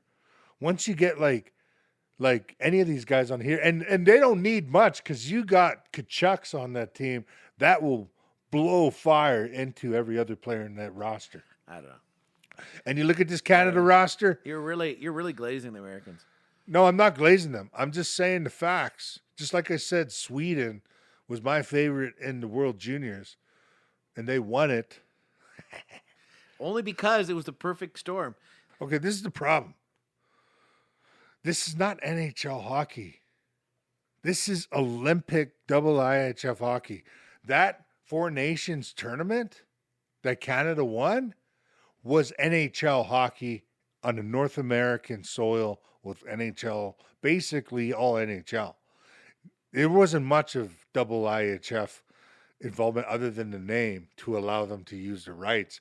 But outside of this is Olympic hockey on foreign territory that guys like Czech Republic, Sweden, all these guys, and the only team that can play this style, Canada has shown in the past that they can struggle at this style. No matter how good this team is, you could put a prime McGinley, a prime Niedermeyer, a prime Lindros, a prime this and that. You could leave with nothing. That's always the risk. But you look at Canada is no longer head and shoulders better than every other nation. exactly And you know what? There is an asterisk in this level of competition. They are not allowing Russia in, which I think is a massive oversight, and I think it's ridiculous, especially if you let Israel compete in any Olympic events because they should be in the same boat as far as I'm concerned, as Russia. Benjamin Netanyahu's a war criminal. He'll get arrested in how many countries if he goes there? So, how come they get to compete? I think it's a complete bias. And same with the Ukrainian president. I think what gets who's suffered. a warmonger. Same with Putin, who's a warmonger. I think it's just we These suffer guys as love hockey war. fans. Yeah. We don't get to watch the Russian team compete against our best, which sucks because I love the Russian style. I love what they've always brought to the ice and as a competitor and as a nation. And I think their How did goalies- Netanyahu get in this conversation? We're talking about asterisks. Anyways. Israel hasn't made the cut since what? Team Israel, are they a Div 3? No, not Olympic hockey, team? but they're going to be in some Olympic events, so I think. Tampa Bay's two best players are not even in the Olympics. You know what? Kucherov and Vasilevsky. Israel's best player hasn't even played hockey in the last 5 years, and that's Eliezer Sherbatov. Anyways, I think Canada has a real chance to win. We have the best. They have a chance. They have the best I give chance. you that. And I think Binnington does smarten up, and I think he does play better in front of a defensive core and a team like ours that we're boasting. But I think the biggest threat is the Americans. I could see a gold medal game, Americans and Canada again. Czech and Slovakia, nowhere to be found. They do not nearly have the depth. I want to see these other nations rise up and be a threat because that makes the entertainment more thrilling when you have more competitors. If it's always the same two, then it's frustrating. I'm looking forward to the women's hockey too this year, but it's going to be always Canada, USA. There's just no one else who can challenge them. So I am excited for this round of Olympic hockey. We'll do another podcast during the Olympic break, and then we'll do one post. So I don't know. You guys have anything else you guys want to add about Olympic hockey? I'm going to leave it with Leave it with USA. USA, Team Canada will be lucky to make the bronze medal game. Okay. What about you, Permy? What do you want to say? Is Jamaican bobsled still in? I think so. You know one thing that people, they can't believe. Jamaica, You're we bad, got a mother. bobsled team. You won't take no shit from nobody. I have pride. I have power. I'm a bad mother who don't take no shit from no one. I have pride. I have power. I'm a bad mother who don't take no shit from no one. Yes. John Candy. Give me rest some in of that peanut butter punch. peace. Peanut punch. John Candy, rest in peace. Peanut butter. So I have nothing to say. February 12th, that'll be the first game. Yeah, February 12th, right around the corner next week. So it's next week. So let's try to watch some more. Come over, Perm, and watch some hockey with us in this big screen. Yeah. This looks like a good place to watch a game, doesn't it? It does. You just got to get that hook off there. I'll fucking take the hook off, all right? Fuck. For you. Take that hook off. Just for you. Or at least put a chain on it. Like a clock? Like Hellraiser's fresh- chain. So the women's hockey were skating on the same ice as Yeah. the men's. Yeah. Yeah. So I wonder any updates on the women's hockey on how the I knew the games went. Finns. The Finns I wonder how the wanted. games They went. had the flu running through their locker room, so they wanted to postpone a game. They would have had a game Yeah. already. I think they're trying to run as many of the women's hockey games first, and then the big money is the men's. Some hockey. people are a little concerned about that flu, that virus. Like, are they gonna just sleep it off 24 hours, then come back, or No, they're gonna give it a couple of days. That's crazy. They'll rejuggle the schedule. They'll let it spread throughout the world so they can shut it down, you know? Shut us down again. Shut us down. Turn and, Tim into a collector, a holic again. Yes. let all of them? The Kim is virus hearing come this. back? If Kim has listened to any of these podcasts, Probably not, this is no. probably the one she's going to cringe at. She's, don't do that to my husband again. You can say anything right now. It's probably listen this far to anything. this far, I don't know. 3 hours in. If you made it this far, If you've made it this far, if you made it Adiola, this thank far, like you and are either subscribe. AI, which is listening to us on the phone, or you are J-Ro taking notes to basically castrate us the next time we speak to them. That really went left quick. Anyways, thank you for tuning in to the latest episode of the Quest for Fire podcast, number 7, February 7th now, because we've rolled over midnight here. But if you've been listening this long, kudos to you. You are a champion, or like Tim says, you're an AI. Hopefully you're not Grok, because Grok is creepy. If you're not brave, Be brave. that'll be Hey, the last thing that You runs are a world. true listener. Brave was wrong, but it was kind of right. So Brave was wrong, and I was right. you were right, but the thing is that hockey way easier to win This hockey in the 80s, way harder to win. Showing you that humans 1, AI 0. That's the real winner of this podcast. Yes. So if you're worried about an AI takeover, don't worry. Not yet. Sarah Connor. Zack, Perm's around. Don't worry. yeah, don't worry about it. It's going to be a while. Zach's hoping for those AI women with the bods. No, I just opened that one woman with her bod to get her butt over here. Big butt over here. All right. Ooh, give us some Chocolate cake. details. Chocolate cake coming across the water. Across the water. Chocolate cake on the water. Is there any connections that this one's bringing for the Perminator here? I can definitely help out the Perminator. We can help out. Yeah, I don't know, because I know Perm is one of those into dark kind of lovers, Don't kink shame. Turn the light off, baby. Turn the light off, baby, when you lie down. He has no shame. No shame in his post-nut game. Shame, He doesn't He's just feel all shame. he's just all candy and all cane. All right. All cane, all honey. All honey and all He is cane. the Sixiga Michael Caine, and he's a devious bastard. Bastard. Jackie Daytona, real human bartender. He will impregnate you by a touch of his finger. That's very that's topic for another episode. He's a very fertile We'll get Perm on here again. Thanks, Perm, for coming out. Thanks for the call up. I hope you enjoyed your couple laps on the ice before the game started. Hope you enjoyed this, and you seem to be a lot more cool watching Quest for Fire in the background and not letting it throw you off your game. Yes. I enjoyed this one, and thanks for having me back. Can't wait to come back. We'll bring him back on the 420 podcast. Definitely. Episode 420. I'll take like a bunch of CBG drinks and just get wicked high. Yeah. Wee. Okay. Well, we're signing off. Until the next time, everybody. We. Check ya later. Check ya. Stay fire. Stay fire. USA. Go Canada, go.